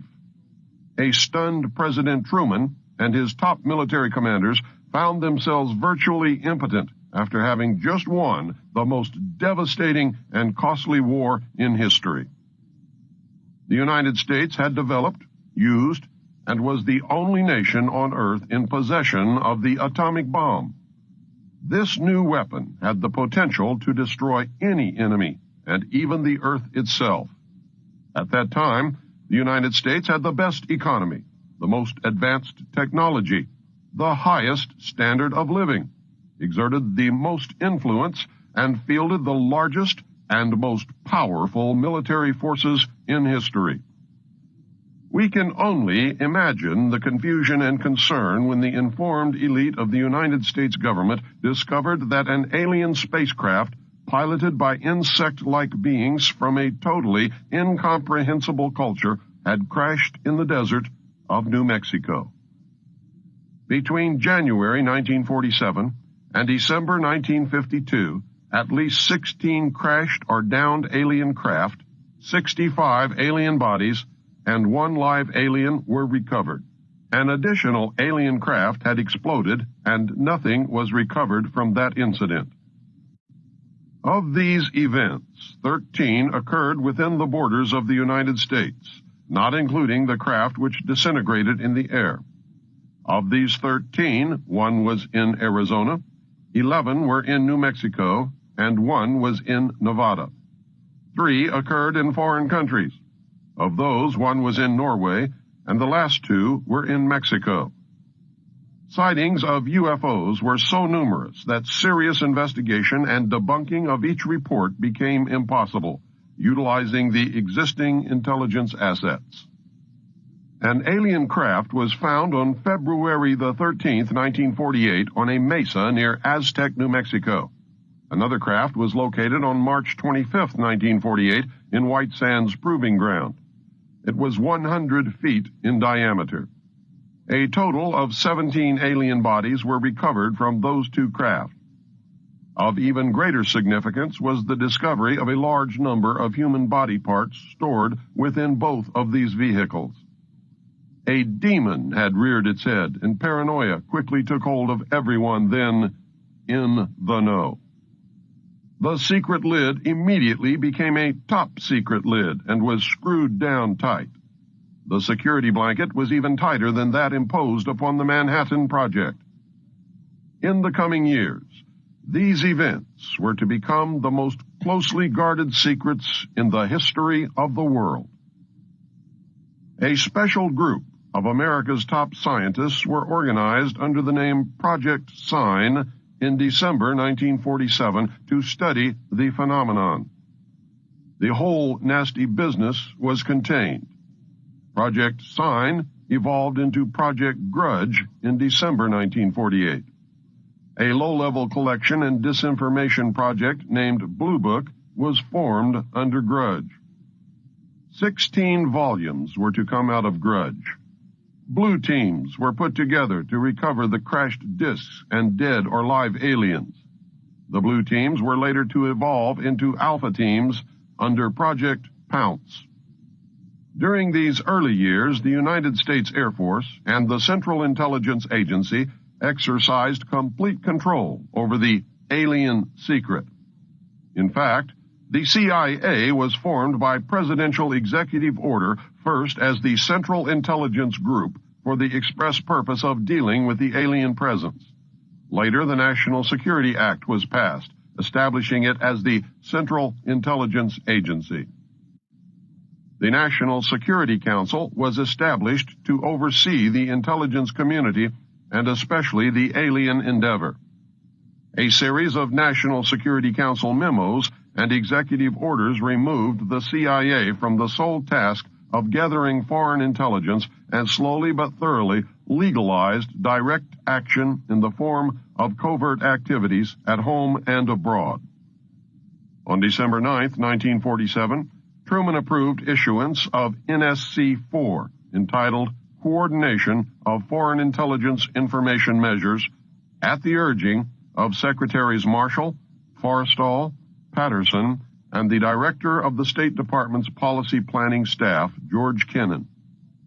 The Foreign and Military Intelligence Book 1, final report of the Select Committee to study governmental operations with respect to intelligence activities, United States Senate 94th Congress, second session, report number 94-755, April 26, 1976, page 49, states: This directive empowered the Secretary of State to coordinate overseas information activities designed to counter communism.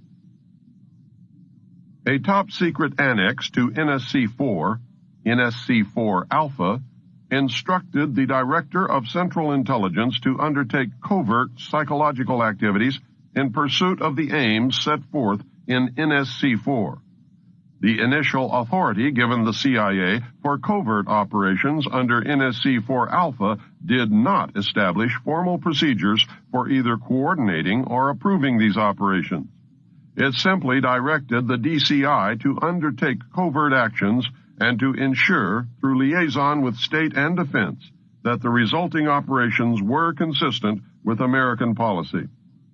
Later, NSC-10/1 and NSC-10/2 were to supersede NSC-4 and NSC-4 Alpha and expanded the covert abilities even further. These actions established a buffer between the President and the information. It was intended that this buffer serve as a means for the President to deny knowledge if leaks divulged the true state of affairs. This buffer was used in later years for the purpose of effectively isolating succeeding presidents from any knowledge of the alien presence other than what the secret government and the intelligence community wanted them to know. Secretary of Defense James Forrestal objected to the secrecy. He was a very idealistic and religious man. He believed that the public should be told. James Forrestal was also one of the first known abductees. When he began to talk to leaders of the opposition party and leaders of the Congress about the alien problem, he was asked to resign by Truman. He expressed his fears to many people. Rightfully, he believed that he was being watched. This was interpreted by those who were ignorant of the facts as paranoia. Forrestal later was said to have suffered a mental breakdown. He was ordered to the mental ward of Bethesda Naval Hospital. In spite of the fact that the administration had no authority to have him committed, the order was carried out. In fact, it was feared that Forrestal would begin to talk again. He had to be isolated and discredited. His family and friends were denied permission to visit. Finally, on May 21st, 1949, Forrestal's brother made a fateful decision. He notified authorities that he intended to remove James from Bethesda on May 22nd. Sometime in the early morning of May 22nd, 1949, agents of the Central Intelligence Agency tied a sheet around James Forrestal's neck, fastened the other end to a fixture in his room, then threw James Forrestal out the window. The sheet tore and he plummeted to his death. James Forrestal's secret diaries were confiscated by the CIA and were kept in the White House for many years. Due to public demand, the diaries were eventually rewritten and published in a sanitized version. The real diary information was later furnished by the CIA in book form to an agent who published the material as fiction. The name of the agent is Whitley Strieber, and the book is Majestic. James Forrestal became one of the first victims of the cover-up. The live alien that had been found wandering in the desert from the 1949 Roswell crash was named EB. The name had been suggested by Dr. Vannevar Bush and was short for Extraterrestrial Biological Entity. EB had a tendency to lie, and for over a year would give only the desired answer to questions asked. Those questions, which would have resulted in an undesirable answer, went unanswered. At some point during the second year of captivity, he began to open up. The information derived from EB was startling, to say the least. This compilation of his revelations became the foundation of what would later be called the Yellow Book. Photographs were taken of EB, which, among others, I was to view years later in Project Grudge. In late 1951, EB became ill.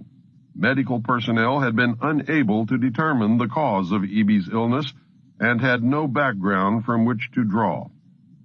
EB's system was chlorophyll-based, and he processed food into energy much the same as plants.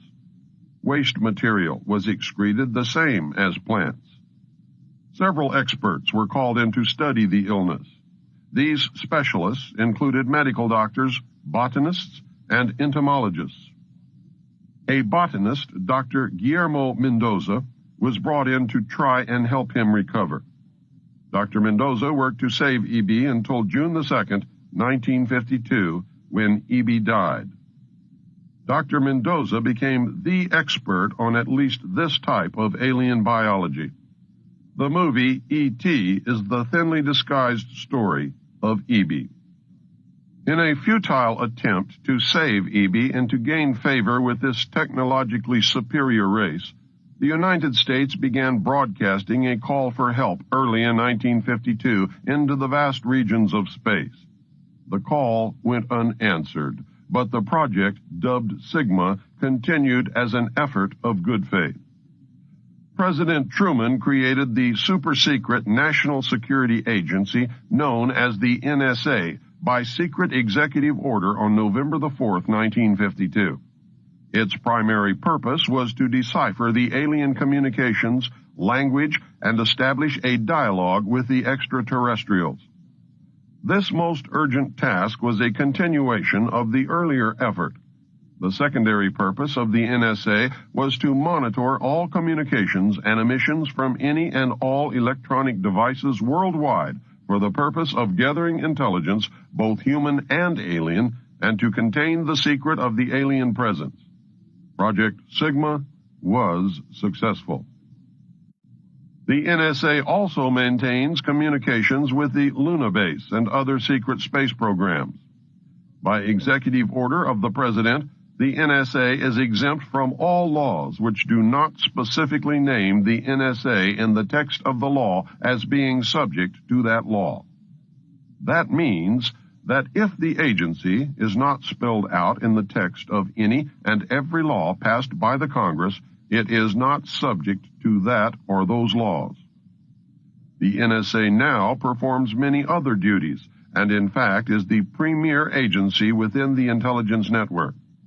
Today, the NSA receives approximately 75% of the monies allotted to the intelligence community. The old saying, "Where the money goes, therein the power resides," is true. The Director of Central Intelligence today is a figurehead maintained as a public ruse. The primary task of the NSA is still alien communications, but now includes other extraterrestrial projects as well. President Truman had been keeping our allies, including the Soviet Union, informed of the developing alien problem.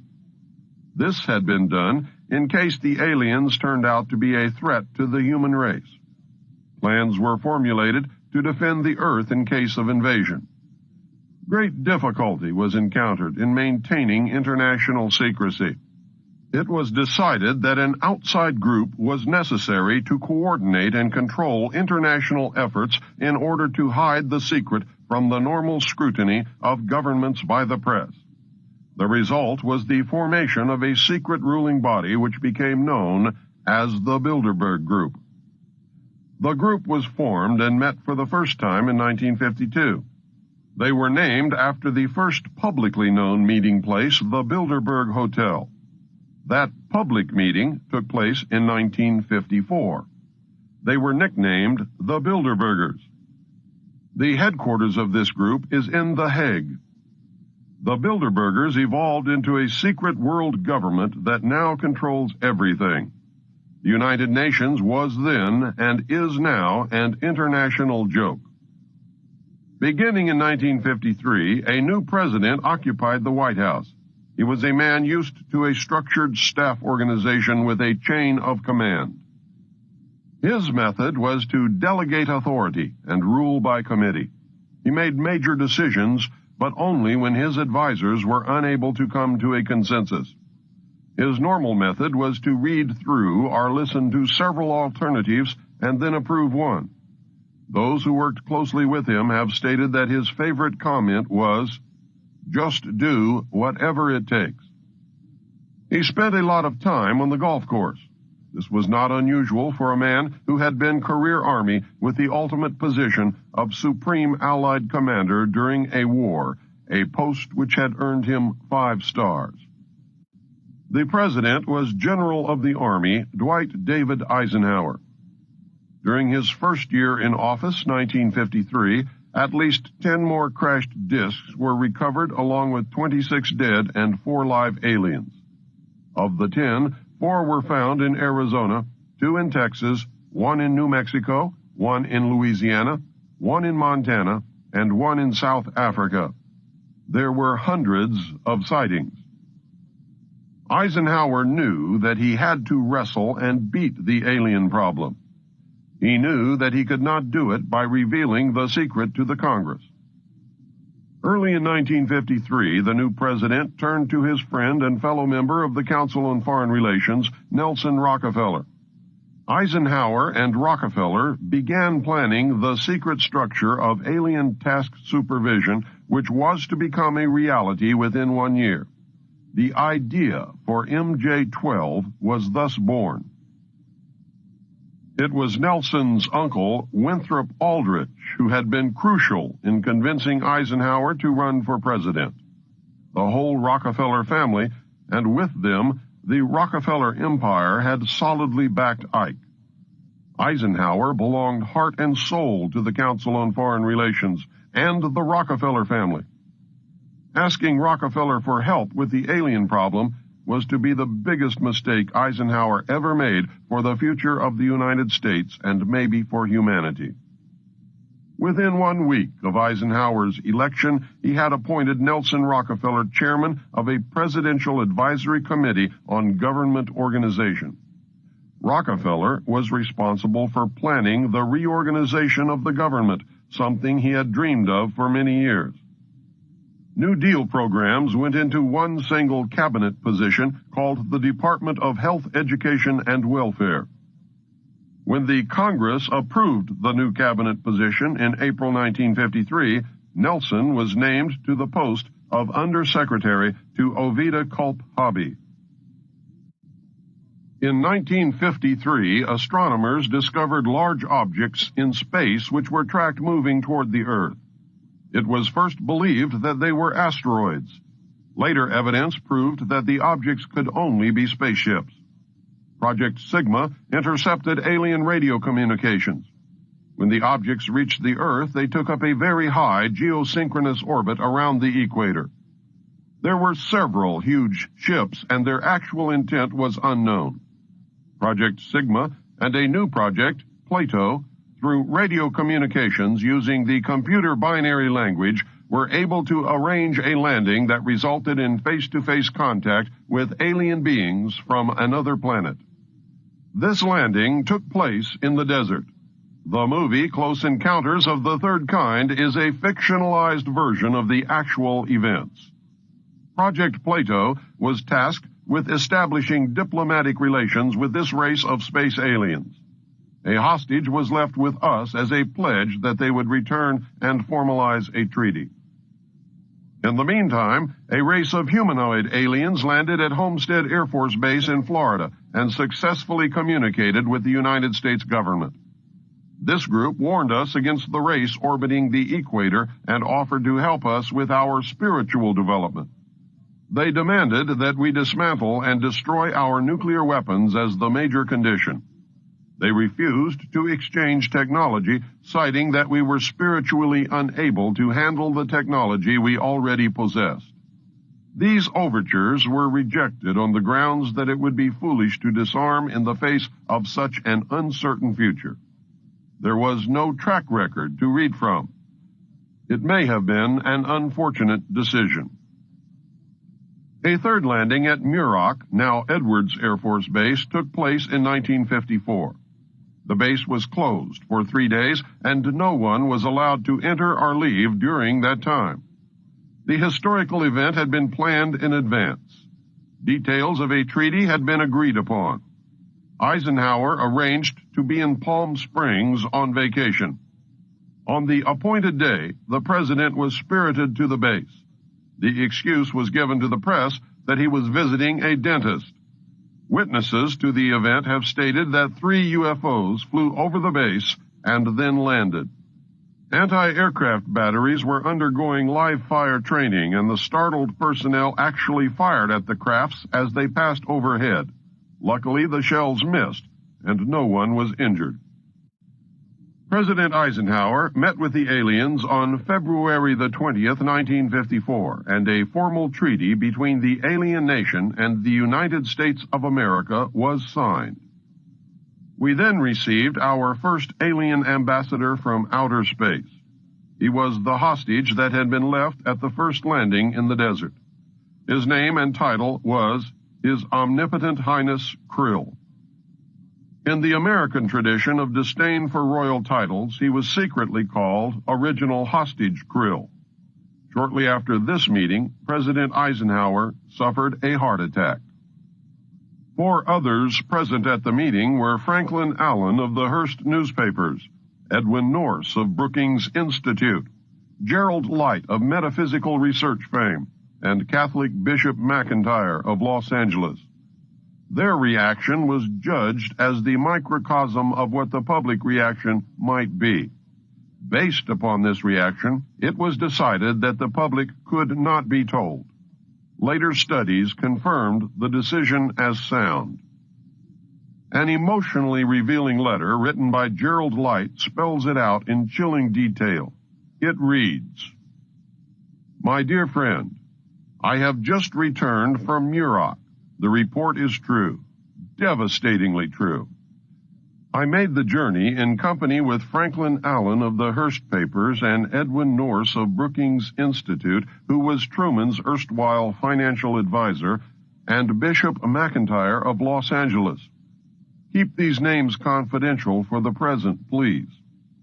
When we were allowed to enter the restricted section, after about 6 hours in which we were checked out on every possible item, event, incident, and aspect of our personal and public lives, I had the distinct feeling that the world had come to an end with fantastic realism.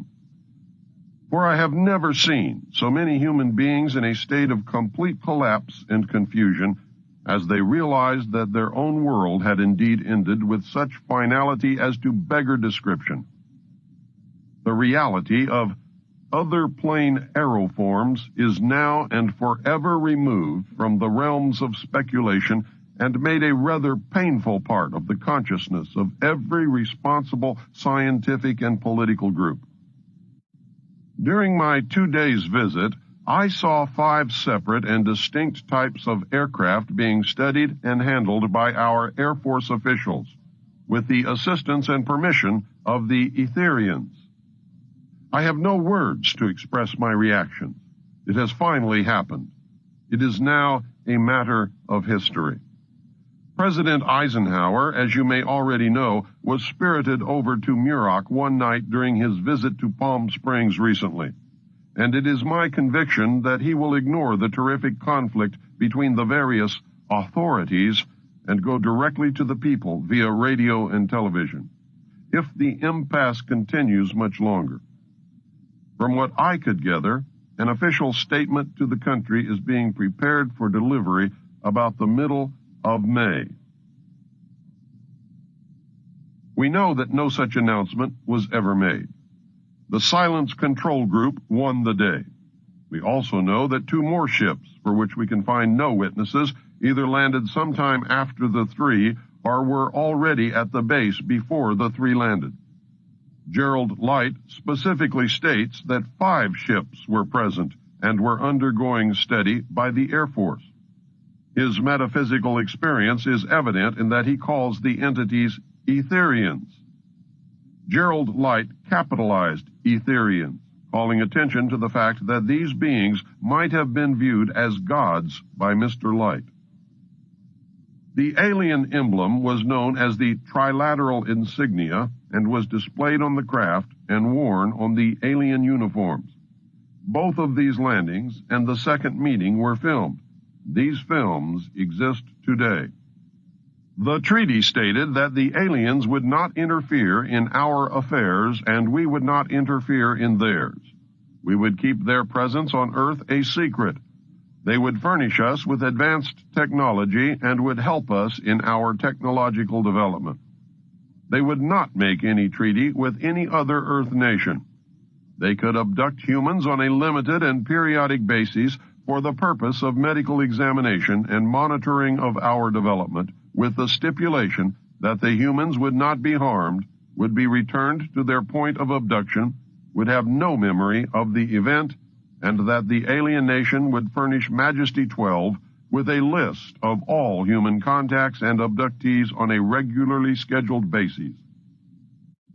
It was agreed that each nation would receive the ambassador of the other for as long as the treaty remained in force. It was further agreed that the alien nation and the United States would exchange 16 personnel with the purpose of learning of each other. The alien guests would remain on Earth.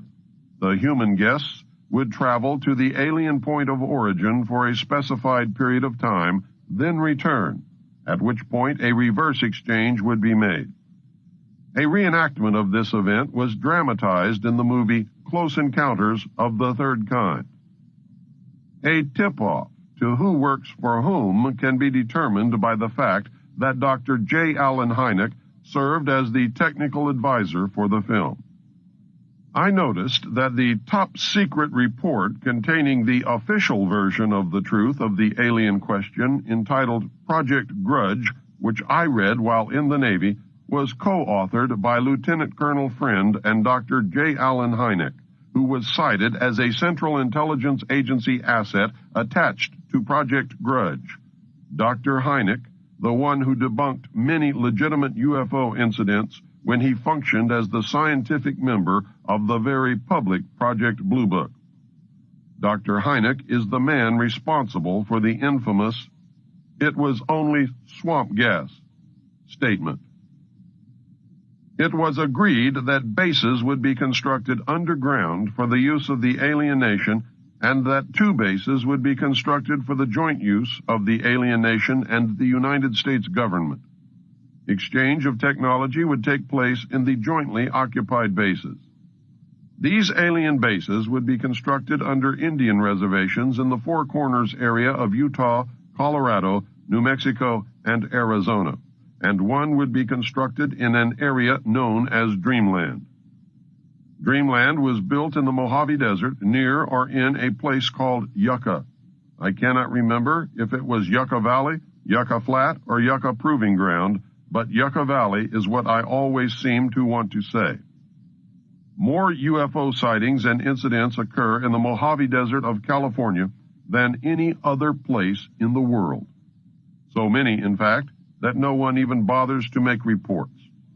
Anyone who ventures into the desert to talk to the residents will be astounded by the frequency of activity and with the degree of acceptance demonstrated by those who have come to regard UFOs as normal. According to the documents that I read, all alien areas are under complete control of the Naval Department. All personnel who work in these complexes receive their checks from the Navy through a subcontractor. The checks never make reference to the government or the Navy. Construction of the bases began immediately, but progress was slow. Large amounts of money were made available in 1957. Work continued on the Yellow Book.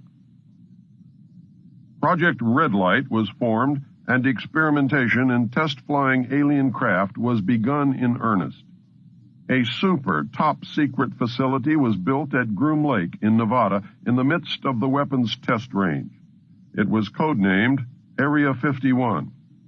The installation was placed under the Department of the Navy, and all personnel required a Q clearance as well as executive approval. This is ironic due to the fact that the President of the United States does not have clearance to visit this site. The alien base and exchange of technology actually took place in an area codenamed Dreamland above ground, and the underground portion was dubbed the Dark Side of the Moon. According to the documentation that I read, at least 600 alien beings actually resided full-time at this site, along with an unknown number of scientists and CIA personnel. Due to the fear of implantation, only certain people were allowed to interface with the alien beings, and those personnel were and are watched and monitored continuously. The Army was tasked to form a super-secret organization to furnish security for the alien task projects. This organization became the National Reconnaissance Organization based at Fort Carson, Colorado. The specific teams trained to secure the projects were called Delta. Lieutenant Colonel James Bogreitz was a Delta Force commander. A second project, codenamed Snowbird, was promulgated to explain away any sightings of the red light crafts as being Air Force experiments. The Snowbird crafts were manufactured using conventional technology and were flown for the press on several occasions.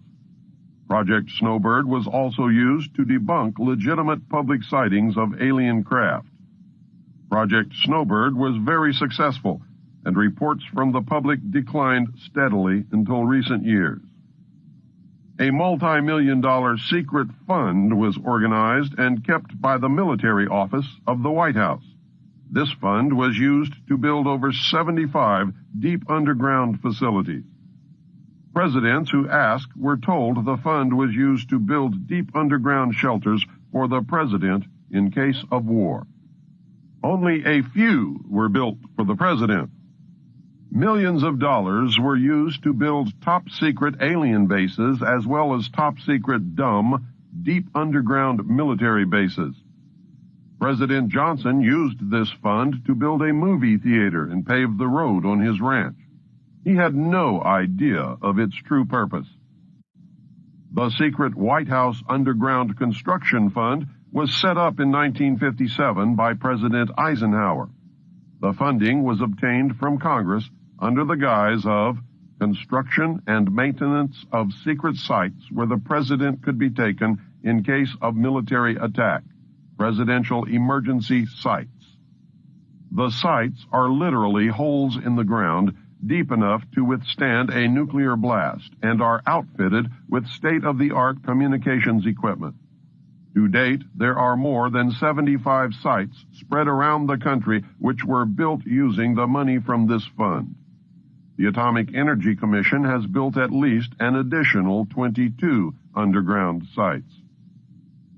The location and everything to do with these sites were and are considered and treated as top secret. The money was and is in control of the military office of the White House and was and is laundered through so circuitous a web that even the most knowledgeable spy or accountant cannot follow it.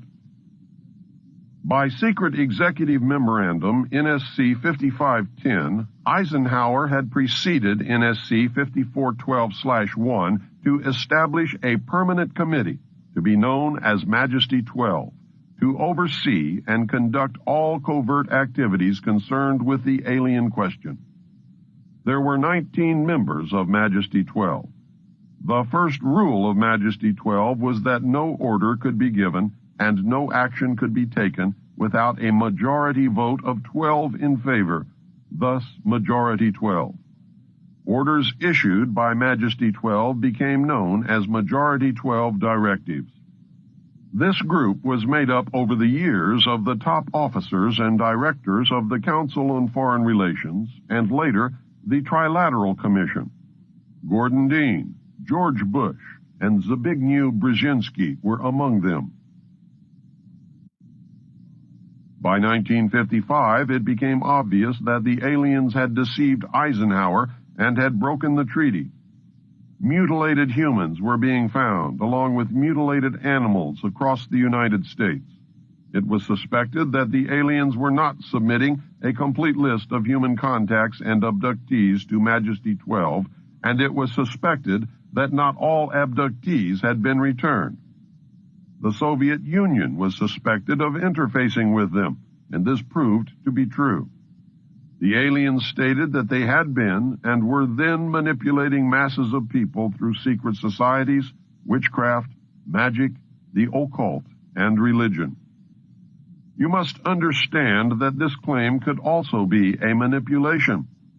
After several Air Force combat air engagements with alien craft, it also became apparent that our weapons were no match against them. In November 1955, NSC 5412/2 was issued, establishing a study committee to explore all factors which are involved in the making and implementing of foreign policy in the nuclear age. This was only a blanket of snow that covered the real subject of study, the alien question. By secret executive memorandum, NSC 5511 in 1954, President Eisenhower had commissioned the study group to examine all the facts, evidence, lies, and deception, and discover the truth of the alien question. A major finding of the alien study was that the public could not be told. It was believed that this would most certainly lead to economic collapse of the religious structure, and national panic, which could lead into anarchy. Secrecy thus continued. An offshoot of this finding was that if the public could not be told, Congress could not be told. Funding for the projects and research would have to come from outside the government.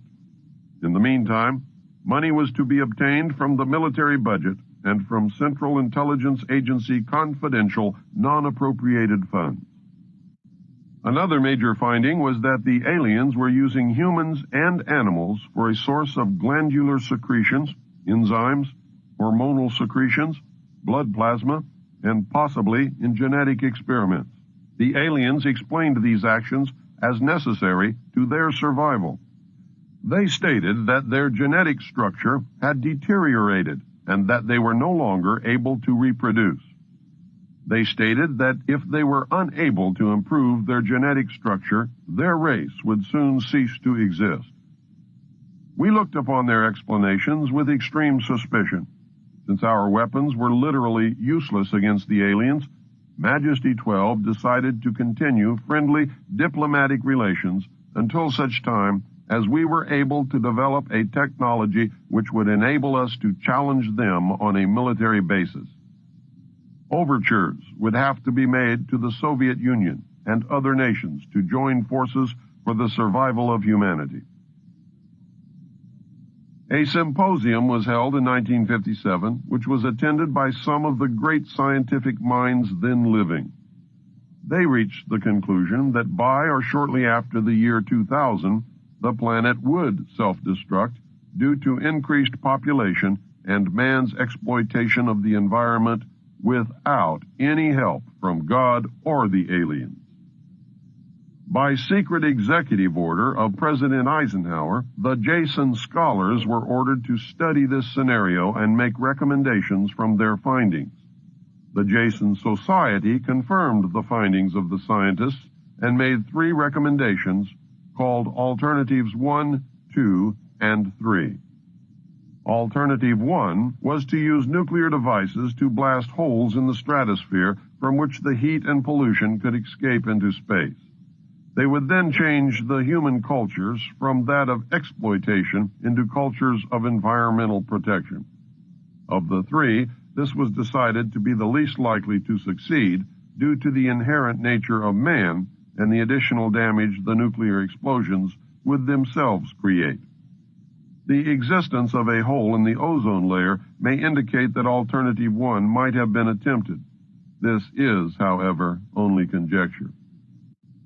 Alternative 2 was to build a vast network of underground cities and tunnels in which a select representation of all cultures and occupations could survive and carry on the human race. The rest of humanity would be left to fend for themselves on the surface of the planet. We know that these facilities have been built and are ready and waiting for the chosen few to be notified. Alternative 3 was to exploit the alien and conventional technology in order for a select few to leave the Earth and establish colonies in outer space. I am not able to either confirm or deny the existence of batch consignments of human slaves, which would be used for the manual labor as a part of the plan. The moon, codenamed Adam, was the object of primary interest, followed by the planet Mars, codenamed Eve. I am now in possession of official NASA photographs of one of the moon bases. I believe that the Mars colony is also a reality. As a delaying action, all three alternatives included birth control, sterilization, and the introduction of deadly microbes to control or slow the growth of the Earth's population. AIDS is only one result of these plans. It was decided by the elite that since the population must be reduced and controlled, it would be in the best interest of the human race to rid ourselves of the undesirable elements of our society. Specific targeted populations included blacks, Hispanics, and homosexuals. The joint United States and Soviet leadership dismissed Alternative 1, but ordered work to begin on Alternatives 2 and 3 virtually at the same time. In 1959, the RAND Corporation hosted a deep underground construction symposium. In the symposium report, machines are pictured and described which could bore a tunnel 45 feet in diameter at the rate of 5 feet per hour in 1959. It also displays pictures of huge tunnels and underground vaults containing what appeared to be complex facilities and possibly even cities. It appears that the previous 5 years of all-out underground construction had made significant progress by that time. The official space program was boosted by President Kennedy in his inaugural address when he mandated that the United States put a man on the moon before the end of the decade.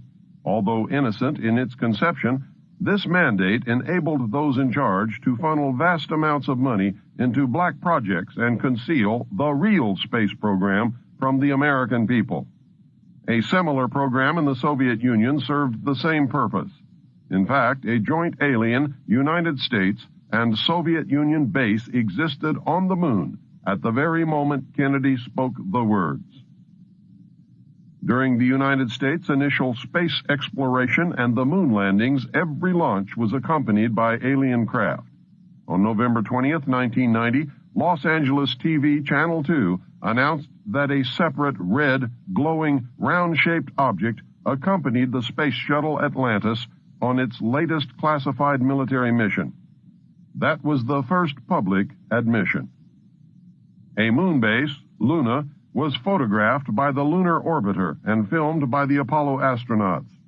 Domes, spires, tall round structures which look like silos, huge T-shaped mining vehicles that left stitch-like tracks in the lunar surface, and extremely large, as well as small alien craft, appear in the official NASA photographs. It is a joint United States and Soviet base. The space program is a farce and an unbelievable waste of money. Alternative 3 is a reality. It is not science fiction. Since our interaction with the aliens began, we have come into possession of technology beyond our wildest dreams. We currently have and fly atomic-powered anti-gravity type craft in Nevada. Our pilots have made interplanetary voyages in these craft and have been to the moon, Mars, and other planets.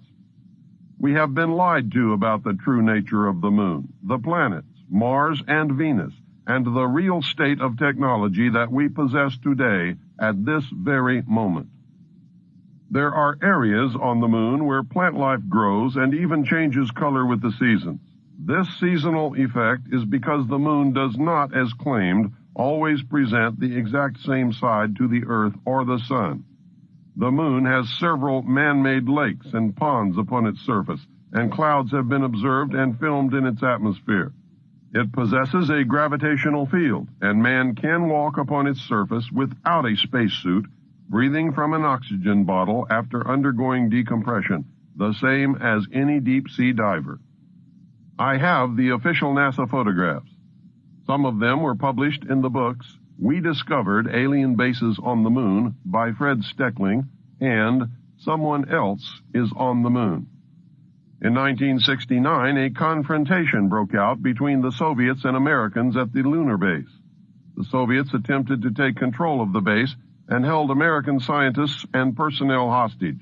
We were able to restore order, but not before 66 people were killed. The Soviets were suspended from the program for a period of 2 years. A reconciliation eventually took place, and once again we began to interact. Another plan is in force. It is the plan to prepare the public for eventual confrontation with an alien race. It could also intend to make you believe in an alien race that may not exist. The public is being bombarded with movies, radio, advertising, and TV programs depicting almost every aspect of the purported true nature of an alien presence. This includes the good and the bad. Look around and pay attention. Someone is planning to make their presence known, and the government is preparing you for it. They do not want any panic. The unprecedented number of sightings worldwide indicates that public exposure is not far off. Never in history have there been so many incidents involving UFOs, and never in history have there been so many official acknowledgments. For many years, the secret government has been importing drugs and selling them to the people, mainly the poor and minorities. Social welfare programs were put into place to create a dependent, non-working element in our society. The government then began to remove these programs to force people into a criminal class that did not exist in the 50s and 60s. The government encouraged the manufacture and importation of military firearms for the criminals to use. This is intended to foster a feeling of insecurity, which would lead the American people to voluntarily disarm themselves by passing laws against firearms. Using drugs and hypnosis on mental patients in a process called Orion, the CIA inculcated the desire in these people to open fire on schoolyards and thus inflame the anti-gun lobby. This plan is well underway and so far is working perfectly. The middle class is begging the government to do away with the Second Amendment. The media will convince the American people that a state of anarchy exists within the major cities. When public opinion has been won to this idea, they intend to state that a terrorist group armed with a nuclear weapon has entered the United States and that they plan to detonate this device in one of our cities. The government will then suspend the Constitution and declare martial law. The secret alien army of implanted humans and all dissidents, which translates into anyone they choose, will be rounded up and placed in the 1-mile square concentration camps which already exist. Are the people whom they intend to place in these concentration camps destined to make up the reported batch consignments of slave labor needed by the space colonies? The media, radio, TV, newspapers, and computer networks will be nationalized and seized. Anyone who resists will be taken or killed.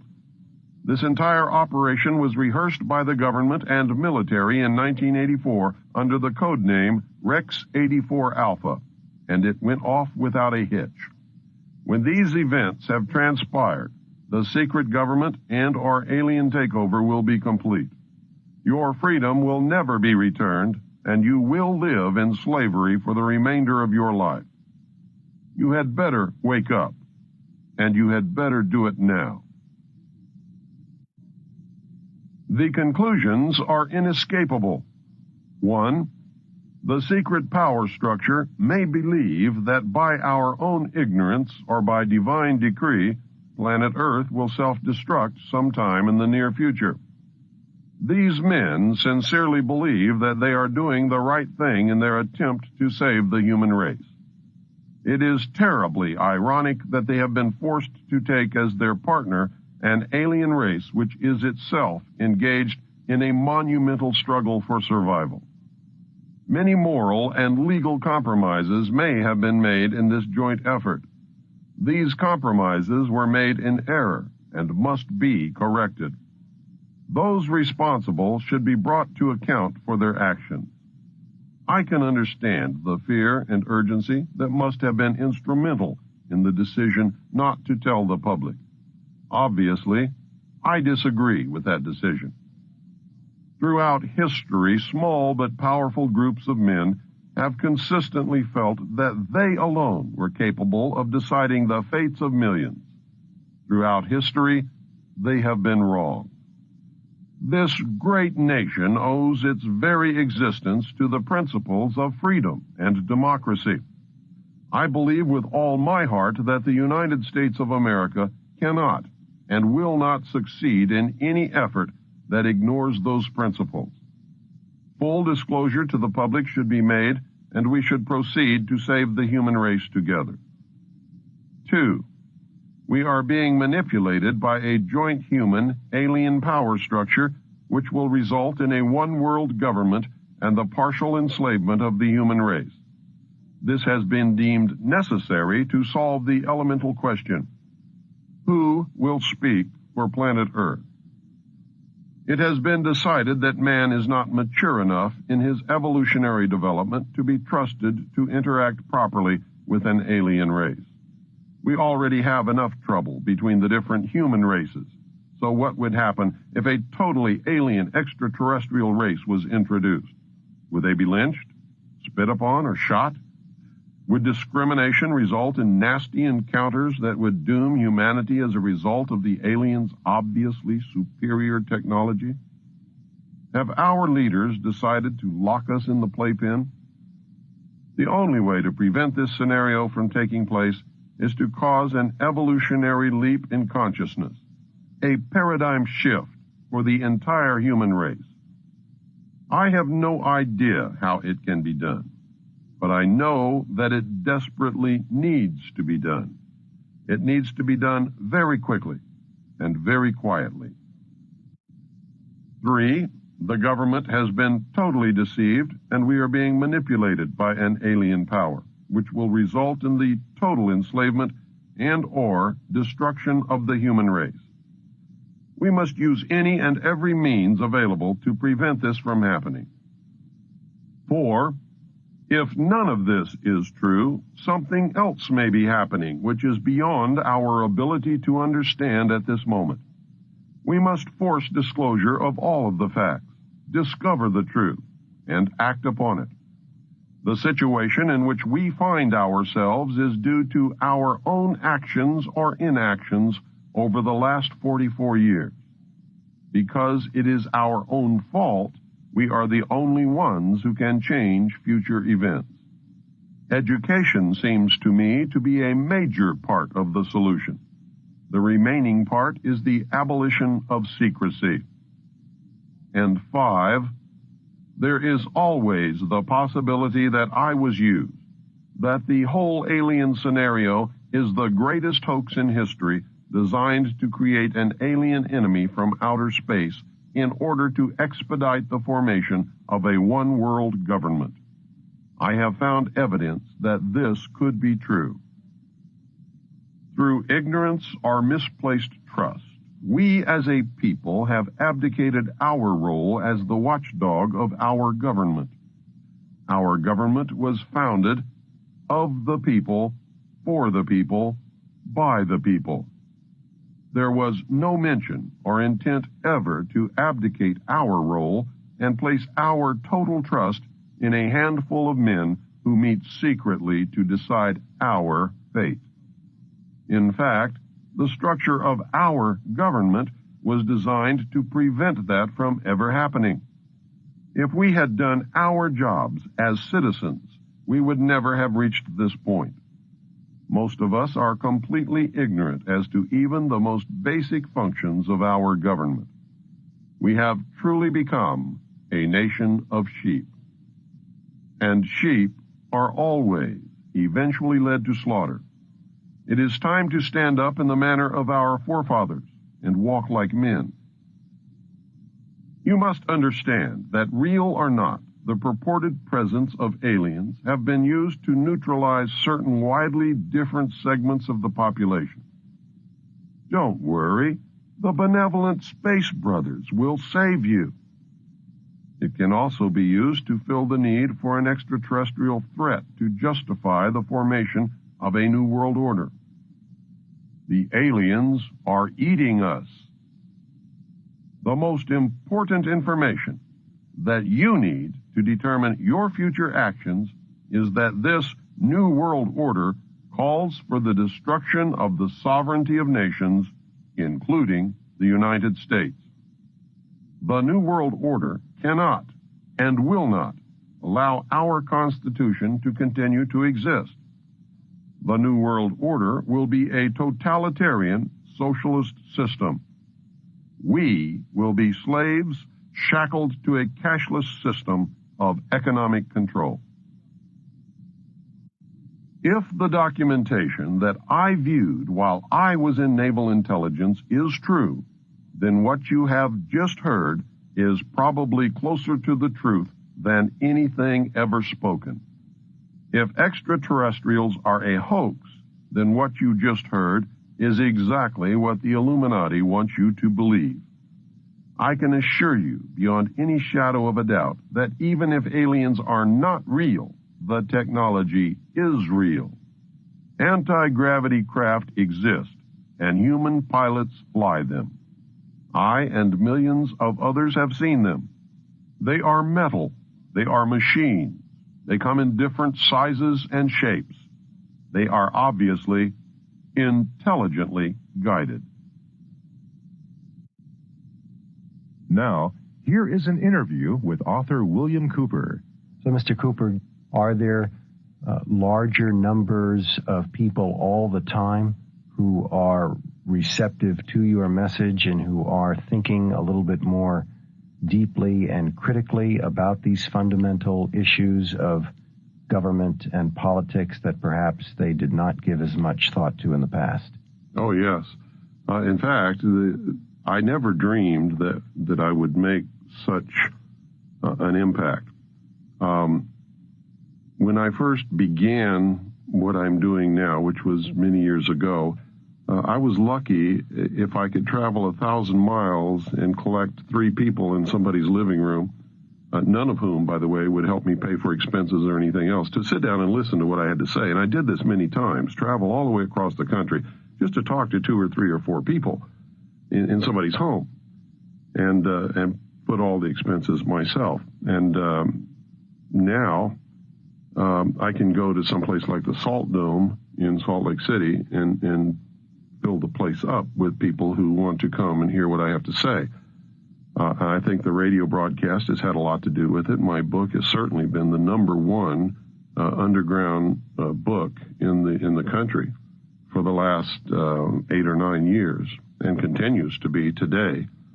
And I know that I'm really hitting the mark, and I'm really making people pay attention when the President of the United States, William Jefferson Clinton, names me in a White House memo, which Rush Limbaugh read on the air, as being the most dangerous radio host in America. To me, that was the most tremendous compliment that I could ever receive. Was worth more than $50 million in my estimation. And if I don't ever do anything more than what I've accomplished, I certainly have accomplished quite a bit in the way of waking up the average American to stop believing everything that he's told or taught and start questioning and using his own mind for something other than to hold up the top of his head. And I think that's happening. I think people are beginning to question and think and arrive at their own conclusions today a lot more than they ever have in history. Trusting people is what got us in this situation. And the whole concept that imperfect man can rule other imperfect men and it's going to turn out all right is the most ludicrous proposition that I've ever heard in my life. I think there are a number of people that agree with what you say, who are aware of some of these facts. Again, the question to ask is, given that there may be ills and abuses on the part of the government today, what would be something that a person interested in seeing change could do? What sort of advice would you give somebody who wanted to have an effect for the better, who would want to influence events so that we would begin moving towards a change? There are only two possible avenues of change at the present time. One is civil war, which we are heading toward right now. We're rushing toward a civil war in this country. And I foresee that that is probably the most reasonable expectation that we can see happening. Not that I want it to happen, not that a civil war is reasonable, but it's the reasonable conclusion after looking at the whole picture. The other is that we could somehow really educate the vast majority of what I call the American sheeple. These are people who are ignorant. Ignorant is not a bad word. It just means that they're without knowledge. If we could educate them and get them to understand that it is more important to stand up now and take a personal risk and educate other people and say that this has all got to stop, and be able to select our own candidates and make sure they get elected no matter what the press or the television or anybody else tells us about them. Put them in office, people who will support, protect, and defend the Constitution, like the liars and the charlatans who are in office now swear to do when they take their oath of office, but don't at all. Don't even attempt it. In fact, if you could get the people to do that, then there might be a possibility of a political, peaceful solution. But I can tell you right there that that's not going to happen. It's not going to happen in your wildest dreams, because most people spend the first 21 years of their life trying to get away from daddy and get away from home and become responsible and have their own responsibility in life. They spend the rest of their life, once they find out what that really means, in trying to find a daddy that will take care of them and take all the risk away from them and make sure that they have a job and that their diapers are changed and they have a bed to sleep in at night and a place to play and all of that kind of stuff, just like every other child in the world. And to stand up and be responsible and take a risk means that they're not going to find that. That's why socialism is so attractive to the vast majority of any people, not just Americans, but any people. It promises that they're going to have a daddy again who's going to take care of them. If they'll just give up all their rights and all their liberties, daddy will take care of them. And so that's what people are looking for. And you can see it in your daily life. That's the way they vote. That's what they want. They don't want to take personal responsibility. They don't want to take a risk. They're afraid of getting on a list. I've had people tell me to my face, Bill, I know all about this stuff, but I can't help you because I don't want to get on anybody's list.